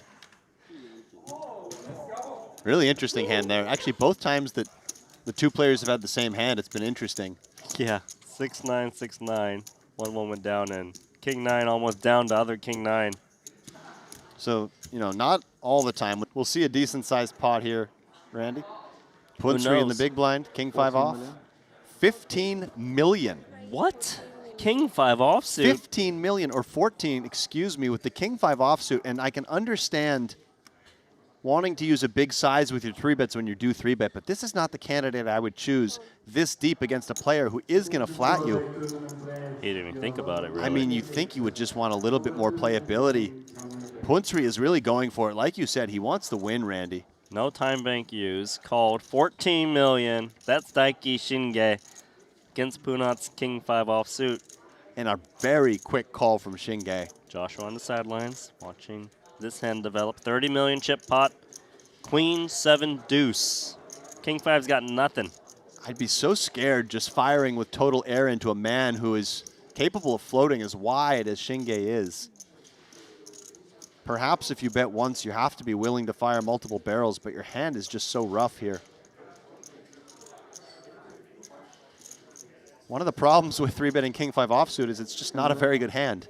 It doesn't make much very often. Well, here's the C-bet. It's 1/3 pot, 10 million straight. And without even knowing Shinge's cards, I'm expecting him to flat. But instead, Well, he's counting his green chips. Okay. Assessing. I still got you covered, Punat. This is perhaps the longest he's tanked yet, Randy. Correct. Not sure how to read into that. Obviously, this pot is already huge from pre-flop. Any early guesses on the mystery hand? No idea. No idea, to be honest. He's a difficult player to read. Ooh, pair of fives now for Punat Punsri. So a little bit of showdown value in case he was up against some better I think high this cards. is more showdown value against Daiki than it would ordinarily be. We've seen Daiki floating flops extremely wide. As Punsri, perhaps you check. I like a slowdown in this spot. I don't think I'm getting the queen or 7 to ever fold as played right now. So why not just try to slow things down? There's the check. 50 million chip pot at the moment. 69 effective remaining. And a quick bet of 15 million. Now what with King 5 off? I think you call and you play poker on the river. I mean, raising doesn't make a ton of sense to me and just too much hand to fold, especially against someone who can float flops as wide as Daiki. And my early lean is that Daiki is unpaired at this point. Okay, diamonds, maybe backdoor clubs, I suppose? Or you think maybe even just like... Maybe even something wilder than that. Like an ace-jack, maybe? Yeah. Ace-10, king-jack? Who knows? It just feels unpaired to me. So no clarity, but we are going to go to a river card.